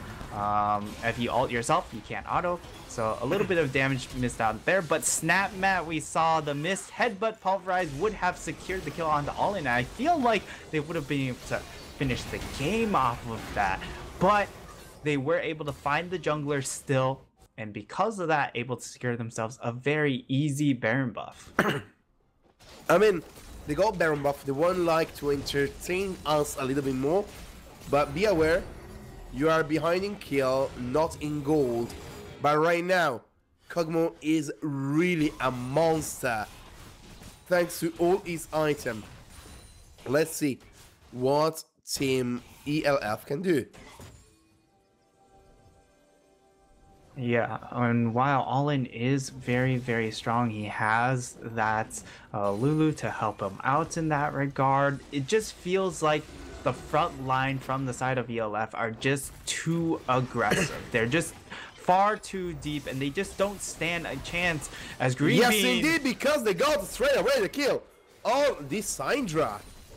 Syndra going to get picked off there means that this could be the end of the game. They have minion wave coming in from mid, but it looks like they want to turn their attention onto this top lane. We'll be able to get that for free as well. We'll also be able to secure that inhib, and now it just becomes a question, do they try and look to end the game? They have more than enough minions to make this push happen, but now we're looking at some sort of desperation play coming out from the side of ELF. They have to pull the trigger. They need to pull the trigger. Let's figure it out when they can and when they will pull the trigger. Buff, TP, maybe need to start with the Earn ult. The first tower is going down, maybe it's coming as well. The second, the Earn ult is coming, but nothing will happen. It's coming as well. The second kill, now it's coming as well. The Kyle will really on fire, but nothing will happen. It's going to be done. And now the minions are going to end this game. It's a GG. SRG Sphinx got the series. Yeah, SRG Sphinx able to finish out that game. Number 3 there. Big Jubis went really, really big that game, and even though we saw that Kog'Maw really take off that game, wasn't able to pull things back in favor of his team. In that front-to-back matchup, the invulnerability of the Xin played a very big factor there. being invulnerable for a certain amount of time against that Kog'Maw ended up allowing the Kale to really push forward and melt the front line of the side of ELF before the Kog'Maw was able to finish off the Xin.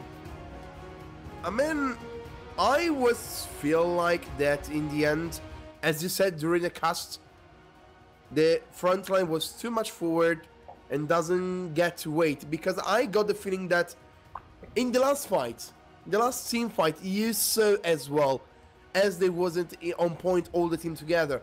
There was a link and then like to try to say, okay, let's go all together. It was more like, I'm waiting, no, I'm not waiting, I'm waiting, no, I'm not waiting. And in the end, SRG got the win. Thanks as well, a great shot calling on the team fights. Yeah, just able to execute these team fights better than the other team. That's kind of what it came down to in this game number 3 for SRG Sphinx. But with that, that will be the series. SRG Sphinx taking the 2-1 victory over ELF Skovhuggerne. I'm not sure if I said that right. I'm pretty sure I did not. I will tell you, I'm 100% sure you said better than me. It's a little bit of a struggle here, but with that, we are going to be able to finish up the series. That will be it for us today. Do we have any more shout outs? I want to shout out to Joe, who has been manning our overlays, manning all these scene changes. He's been fantastic. Anything else you have to add, Etrurian? I need to add that this series was amazing. You guys on the chat are amazing. Stay with us till the end. So, from me, Etrurian, from Nightstar, we can call the GG and keep on, because every day there's a new match for you.